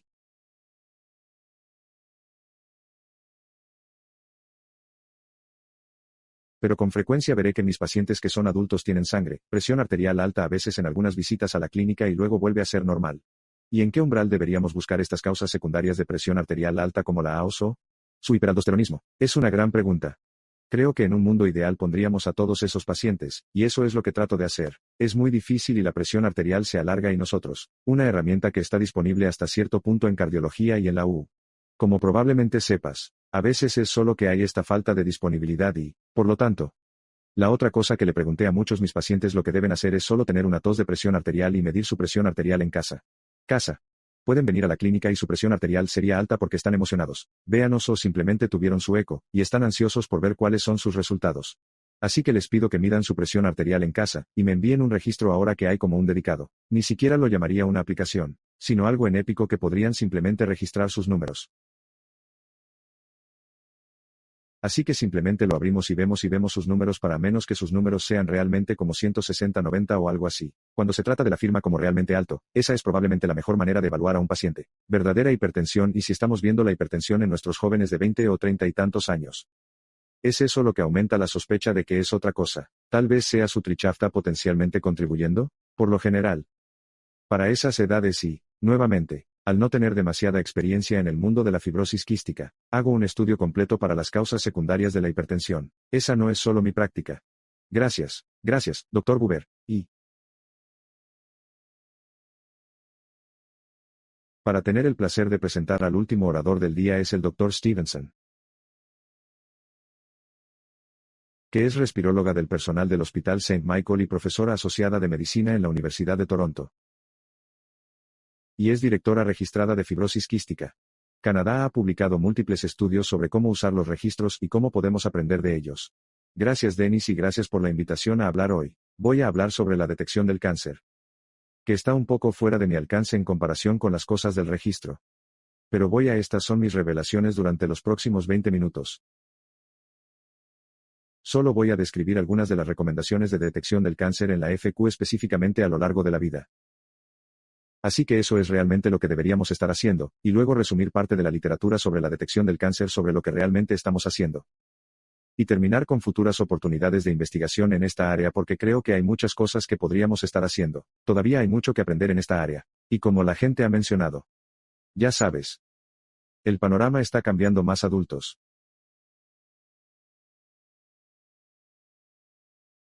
Esto es del registro canadiense de FQ, y la proporción de adultos mayores de 18 años es del 66% en 2024, por lo que claramente nuestras clínicas para adultos son cada vez más grandes. Las clínicas pediátricas se mantienen más o menos iguales y hay aspectos únicos de la FQ, se ha aludido a ella, pero que aumentan el riesgo de ciertas afecciones y el cáncer no lo es. CFTR se considera un gen supresor del cáncer, por lo que es un factor de riesgo. El aumento de la inflamación es otro factor de riesgo para desarrollar cánceres y cuando hablamos de detección de cáncer. A menudo las personas van directamente a los cánceres gastrointestinales porque eso es realmente de lo que sabemos mucho en el entorno de la FQ, y solo quiero señalar un par de cosas de esta tabla. Esta es una tabla de una revisión que se publicó en 2021. Habla de muchos artículos diferentes, pero lo primero es el tipo de cáncer en el tracto gastrointestinal, por lo que puede variar desde el esófago hasta el recto, aunque los cánceres de colon, cuando se observan las tasas de incidencia, son los más altos en pacientes con FQ. Se pueden contraer cánceres en el intestino delgado, el árbol biliar, la glándula pancreática, etc. Y cuando comparamos esto con la población general, vemos que en realidad, aunque esos números no parecen realmente aterradores, y realmente grandes en FQ cuando se compara con la población general, el riesgo de desarrollar estos cánceres en la FQ es mucho mayor que en la población general, y, además, ocurren a edades más tempranas, por lo que debemos pensar en esto, y hablaré un poco sobre este y otros cánceres, pero necesitamos pensar en esto más temprano en la vida, los rangos de edad típicos en los que estarías pensando, durante la detección del cáncer. Por lo tanto, de detección de cáncer colorectal es muy consciente de esto. Esta es una tabla que acabo de armar. Eso habla de la edad a la que comenzamos a proyectar las pruebas de detección, por lo que, por supuesto, los pacientes posteriores al trasplante corren un riesgo aún mayor. Comenzamos a realizar la detección a una edad más temprana de 30 años de edad. FQ no trasplantada es alrededor de 40 años de edad, y eso se compara con la población general, que es mayor. Puse Canadá y lo sé. Aquí. Y Estados Unidos aquí, las edades en las que comienza la detección. Pero realmente diría que consulte sus pautas nacionales porque cambia según el país. así como la frecuencia de la colonoscopia repetida, colonoscopias, dependiendo de si es completamente normal o si se encuentra un pólipo. Sería más frecuente si hay pólipos y, nuevamente, eso es más frecuente en la FQ en comparación con la población general. Y el último punto de la diapositiva es realmente la prueba de detección.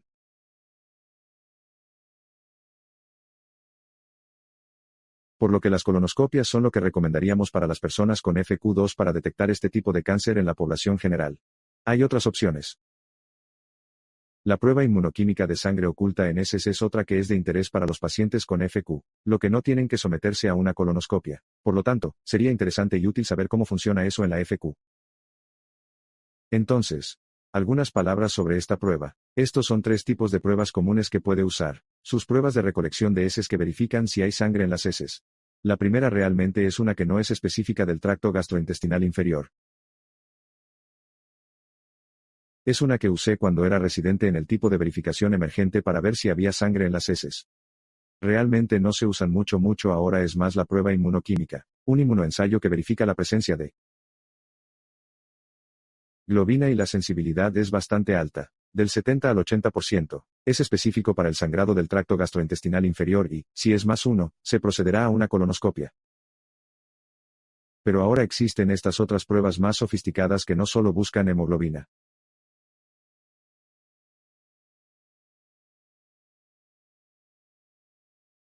sino que también buscan marcadores de ADN o básicamente células anormales o ADN que son desprendidas por el cáncer, y que es más sensible en un 92%.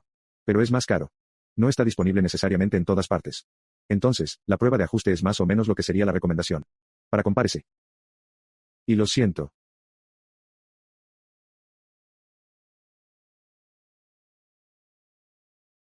No para la FQ para la población general, y esa prueba no se evalúa ampliamente en la fibrosis quística, y este es un resumen que se presenta en el resumen de la conferencia 575, y se presentó en un taller anterior hoy en realidad, y compararon las pruebas basadas en heces con el estándar de atención. Así que hicieron tanto el FIT, el ADN FIT y la colonoscopia y lo animo. La gente iba a ver el cartel, pero la conclusión es que había una sensibilidad muy baja para las heces. Medidas de detección para en esta población, por lo que no se recomendó para la detección. Entonces, en realidad, la colonoscopia sigue siendo la prueba recomendada para la detección. Y esta es una publicación que salió recientemente el mes pasado. Creo que en 2025.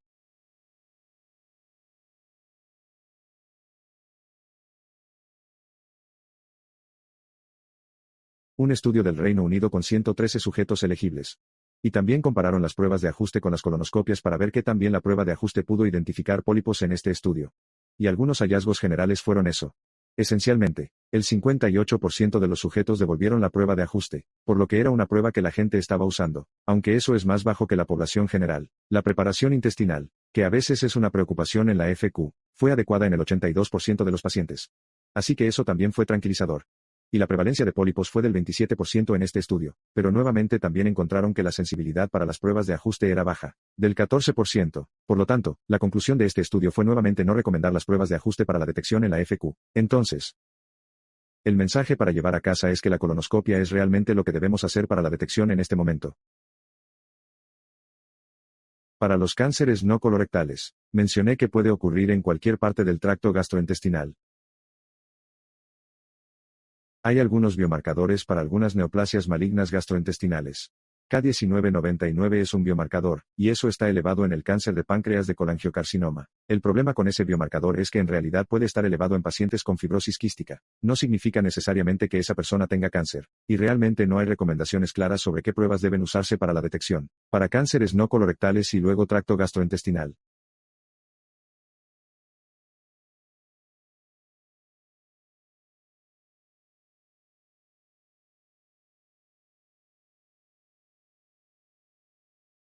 Y quería resaltar otro resumen Gato 724 que analizaba el cáncer de páncreas, y los protocolos de detección basados en MRCP, y nuevamente los animo a que vayan y miren el póster.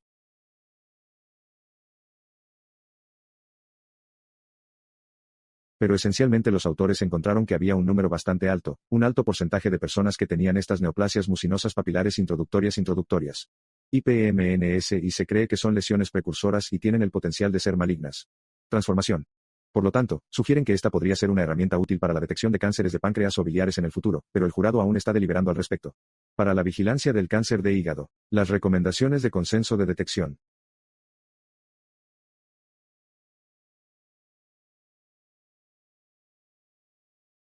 y manejo de la enfermedad hepatobiliar se publicaron en 2024, y hablan sobre la vigilancia del cáncer de hígado, y esto es realmente solo en el contexto de la cirrosis. Por lo que si alguien tiene cirrosis, eso aumenta el riesgo de que pueda desarrollar carcinoma hepatocelular. Y hablan de que el ultrasonido es rentable y fácil de realizar. La técnica de evaluación y alfa-fetoproteína es otro biomarcador que podría ser el que se utiliza para estos cánceres y se asocia con el pronóstico y la mortalidad del carcinoma hepatocelular.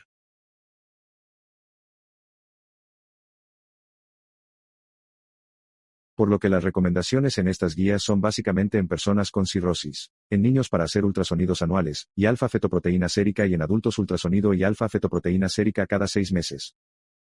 Pero hay muchos otros cánceres. Así que estoy hablando de otros cánceres en los que tenemos muy buenas herramientas de detección para el cáncer de mama, siendo uno en el que tenemos mamografías. Realmente no hay recomendaciones específicas para la FQ. Las personas deberían seguir las recomendaciones nacionales. Pero curiosamente, no hay mucha literatura sobre esto. Pero hubo un estudio del Reino Unido que utilizó datos de registro publicados en 2022, que analizó un montón de cánceres diferentes, pero el cáncer de mama fue uno de ellos. Y comentan en la discusión que la tasa de cáncer de mama en esta población, su población, era más alta que la población general. Por lo tanto, que existía la preocupación de que tal vez el cáncer de mama esté ocurriendo con más frecuencia en la FQI. A medida que las personas envejecen, es posible que veamos más de esto en el futuro, y es posible que el cáncer de mama comience a una edad más temprana. Así que ya sabes, en Canadá comenzamos a realizar pruebas de detección de mama a los 50 años. Tal vez esto debería ser antes. Pero creo que necesitamos más datos para hacer recomendaciones para el cáncer de cuello uterino. Las pruebas de Papa Nicolau son una buena manera de detectar anomalías cervicales. Llamadas y cribado para el cáncer nuevamente siguiendo las recomendaciones nacionales es lo que sugeriría que no hay pautas específicas para la FQ.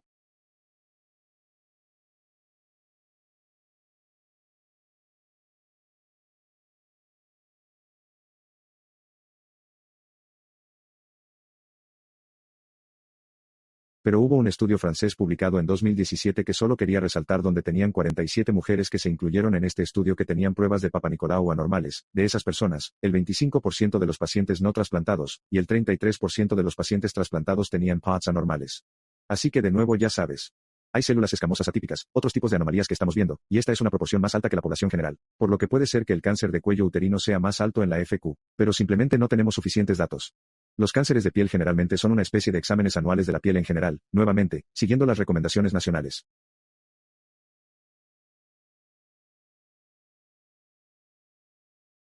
Es interesante que en el estudio del Reino Unido comentaron que los cánceres de piel también eran más altos que en la población general, y sugirieron que esto podría deberse a algunos de los antibióticos que le damos a las personas para aumentar la sensibilidad al sol, así como a otros medicamentos posteriores al trasplante, también. Así que eso podría ser un factor de riesgo para desarrollar cánceres de piel. Entonces, ¿cómo nos va con la detección del cáncer y la FQ? Esto se mostró en una charla anterior en esta sesión. Pero básicamente se trataba de una revisión de la historia clínica de 92 sujetos.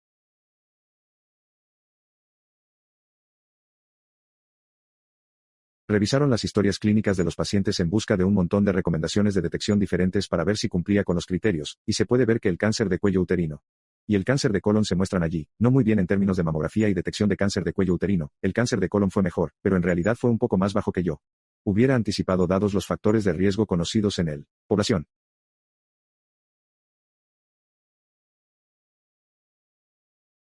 Y este es un artículo publicado recientemente en una cohorte danesa que analiza básicamente la aceptación de la detección del cáncer colorectal en su población. Observaron a pacientes de 40 años o más o 30 años o más si fueron trasplantados. Este es uno de los pocos estudios que realmente mostró a las personas en terapia moduladora porque muchas de las otras investigaciones de las que hablé fueron premoduladoras. Que el 76% estaba en terapia moduladora, y comentaron que había una alta adherencia a la detección. Por lo que fue bueno que el 84% de los que se les ofrecieron pruebas de detección de cáncer colorectal en realidad lo recibieron. Pero hubo cierto margen de mejora en el 25% de los pacientes que no fueron remitidos para colonoscopias de detección. Y también comentaron que la preparación intestinal es excelente en un 72%. Lo cual es bueno porque obviamente no es bueno si las personas tienen que someterse a una segunda colonoscopia porque la visualización fue mala porque la preparación intestinal no funcionó. Así que eso es tranquilizador. Hicimos un estudio en Ontario que vinculó los datos del registro canadiense de FQ con las bases de datos administrativas de salud en Ontario y este es un mapa de Ontario. Son números pequeños.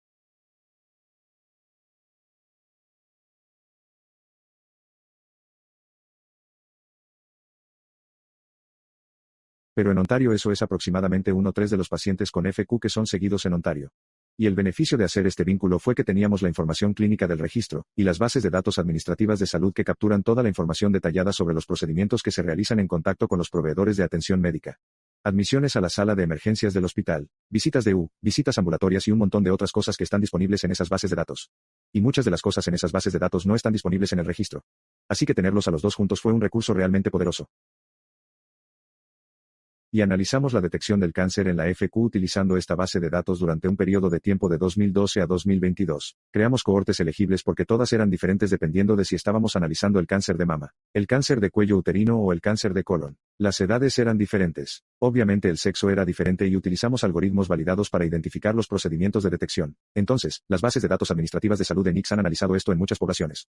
Así que los usamos. Algoritmos pudimos identificar quién se sometió a un procedimiento de detección, y quién no y observamos alguna vez la detección. Así que esto fue solo un primer vistazo, no para saber si estaban recibiendo la evaluación adecuada a lo largo del tiempo, sino si alguna vez fueron examinados. Y esta es una tabla que muestra los resultados de los diferentes cánceres. Puede ver los rangos de edad allí y los tamaños de la muestra. Pero básicamente la pantalla porcentual osciló entre el 46% y el 67%. Sorprendentemente para mí, la detección del cáncer de mama fue bastante alta, 67%. Ahora esto podría deberse a que existe un programa de detección de mama en Ontario dentro del gobierno, por lo que las personas reciben cartas, que no tiene nada que ver con el programa CF.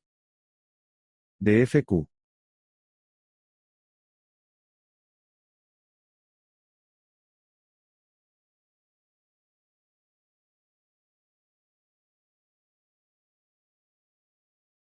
Por lo que la proporción probablemente fue alta debido a eso también y también me sorprendió un poco que las cifras de detección de cáncer colorectal fueran del 50% aproximadamente para antes, y después del trasplante nuevamente porque todos sabemos que definitivamente es FQ como factor de riesgo para el cáncer colorectal. Así que me decepcionó un poco que no encontráramos que era un poco más alto. Y luego, hablando sobre los proveedores de atención primaria, y la importancia de estas personas en el cuidado de los pacientes con FQ, postulamos que tener un PCP en realidad aumentaría el riesgo o la posibilidad de que se le hiciera una prueba de detección de ciertos cánceres y, efectivamente, descubrimos que la probabilidad era mayor para el cáncer de mama, cáncer de cuello uterino y cáncer colorectal en la población previa al trasplante. Por lo tanto, las personas que tenían un PCP tenían más probabilidades de recibir las pruebas de detección. Esos tres. No es así para las colonoscopias posteriores al trasplante.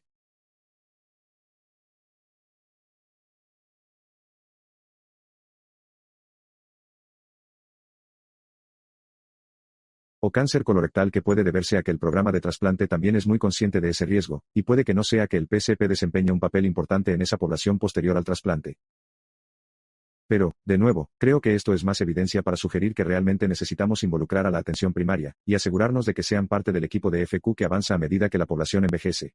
Entonces, algunas de las lagunas en la literatura son muy pocos estudios prospectivos sobre el cáncer y, obviamente, estas cosas toman tiempo. No es que las tasas sean realmente altas en números absolutos, por lo que hay que seguir a las personas durante un largo periodo de tiempo. La mayor parte de la literatura se centra en el cáncer colorectal.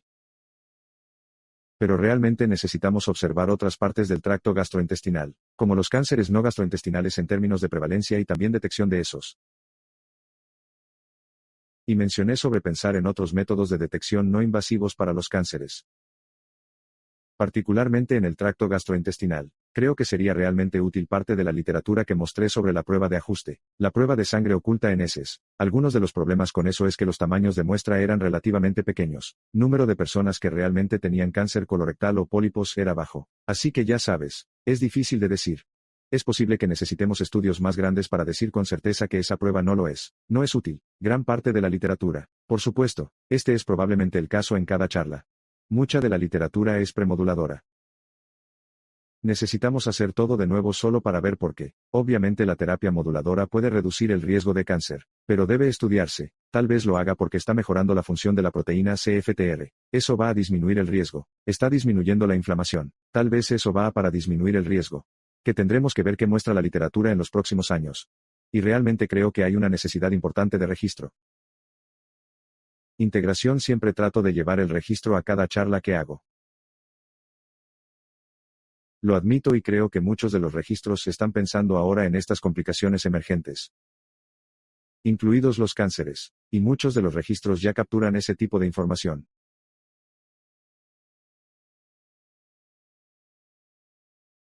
Pero el estudio del Reino Unido que mencioné en una diapositiva anterior fue interesante porque el mayor número de cánceres en su tabla fue en realidad desconocido. Así que no sabemos cuáles son esos. Las respuestas fueron porque dijeron que tenían cáncer, pero no conocíamos el órgano, por lo que es importante que recopilemos información no solo sobre si han tenido un cáncer,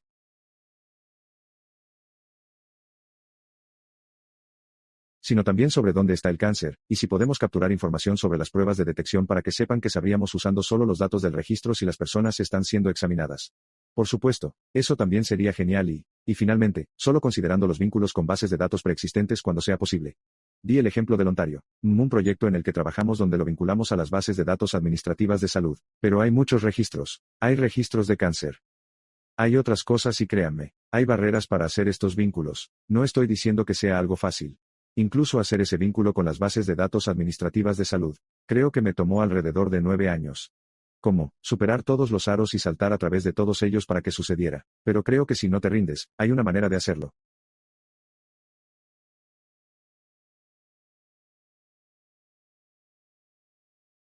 Y es muy poderoso cuando tienes estos registros combinados, y reduce la carga de las clínicas de FQ para recopilar toda esta información por sí mismas. Entonces, los mensajes clave para llevar a casa aquí son, como han escuchado de todos los que hablaron hoy, hay una supervivencia más prolongada en la FQ, la prevalencia de estas cosas va a aumentar, realmente necesitamos pensar en la detección del cáncer. Es decir, ¿cómo vamos a detectar estas cosas temprano, y vamos a prevenir muertes y permitir que las personas se curen de los cánceres? Y ya sabes, mirar los datos de tu propio registro también es importante para ver cómo te está yendo en la detección. Desarrolla proyectos, algoritmos y recordatorios de aquí porque es difícil de recordar. Como cuando alguien tuvo su última colonoscopia, por ejemplo, y luego pruebas no invasivas. Creo que necesitan más investigación en muestras más grandes, como mencioné, e involucrar a los proveedores de atención primaria.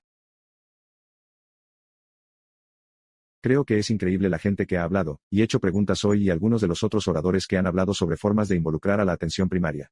Voy a volver a casa y voy a buscar algunas primarias de atención primaria alrededor de nuestro centro, y ver si podemos involucrarlos porque creo que necesitamos educar a las personas al respecto. Los cambios masivos en el panorama que hemos visto en la FQ, y tal vez necesitemos publicar algunos artículos en revistas de atención primaria y ya sabes. Difundir ese mensaje para que la gente esté al tanto. Y con eso, solo quiero reconocer al equipo que participó en ese estudio de Ontario, a los pacientes y familias que aceptaron participar en el registro canadiense, pero a todos los registros y la financiación que recibimos para ese estudio en particular, y estoy feliz de responder cualquier pregunta. Gracias, Dr. Stevenson.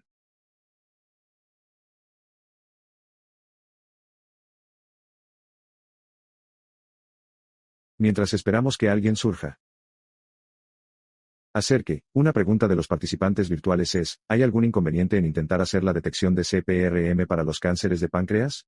Aparte del hecho de que es costoso, y también es difícil de aprobar del seguro, al menos en los CEU, y tal vez conozca otros problemas en otros lugares. Sí, incluso en Canadá. Quiero decir, simplemente no es fácil hacer esa prueba, ya sabes, y estás esperando mucho tiempo y coordinándola con los pacientes. Sabes que en teoría creo que suena como si fuera bueno, pero debido a la falta de radiación y todas esas cosas, creo que no hay muchas desventajas fuera del costo y el tiempo, pero creo que el jurado aún está deliberando sobre sí o no.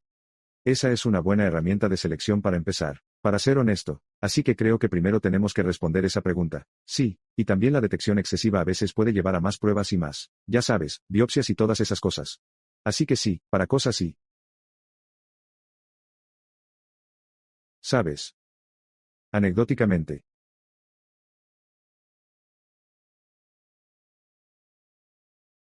tuvimos una mujer joven a la que recientemente le diagnosticaron colangiocarcinoma y fue en retrospectiva, mirando una exploración anterior, que el radiólogo notó que había algunas anomalías y, desafortunadamente, ya sabes, en el momento en que fue diagnosticada, estos cánceres pueden ser muy difíciles de identificar, pero se hizo una resonancia magnética y, desafortunadamente, ya se había extendido cuando finalmente se diagnosticó, y es una situación realmente trágica, así que no estoy seguro de que estos cánceres estén ocurriendo. Pero no estoy seguro de cuál es la mejor manera de identificarlos muy temprano, y hacer el diagnóstico porque a veces es muy difícil. ¿Alguien más de la audiencia?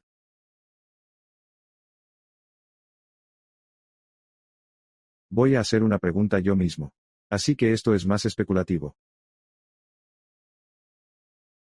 Por lo que muchos de esos cánceres son de una época en la que no teníamos moduladores y ahora que tenemos moduladores, vamos a ver cánceres que son más comunes en la población genial. ¿Ves eliminando el cáncer de colon? Tal vez veamos más de cosas que podrían tener que ver con el estilo de vida o ya sabes, la obesidad, el síndrome metabólico. Sí, creo que quiero decir, como fue el mensaje de muchos de mis colegas aquí arriba, que sabes que las recomendaciones deben cambiar para el estilo de vida, ya sabes.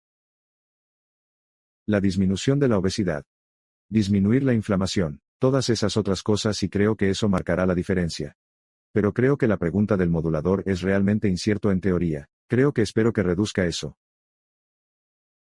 Mayor riesgo que tienen los pacientes con FQ de desarrollar algunos de estos cánceres a edades más tempranas. Pero ya sabes, que podrían desarrollar cánceres, solo que podría no ser a las edades más tempranas que estábamos viendo. Gracias, gracias.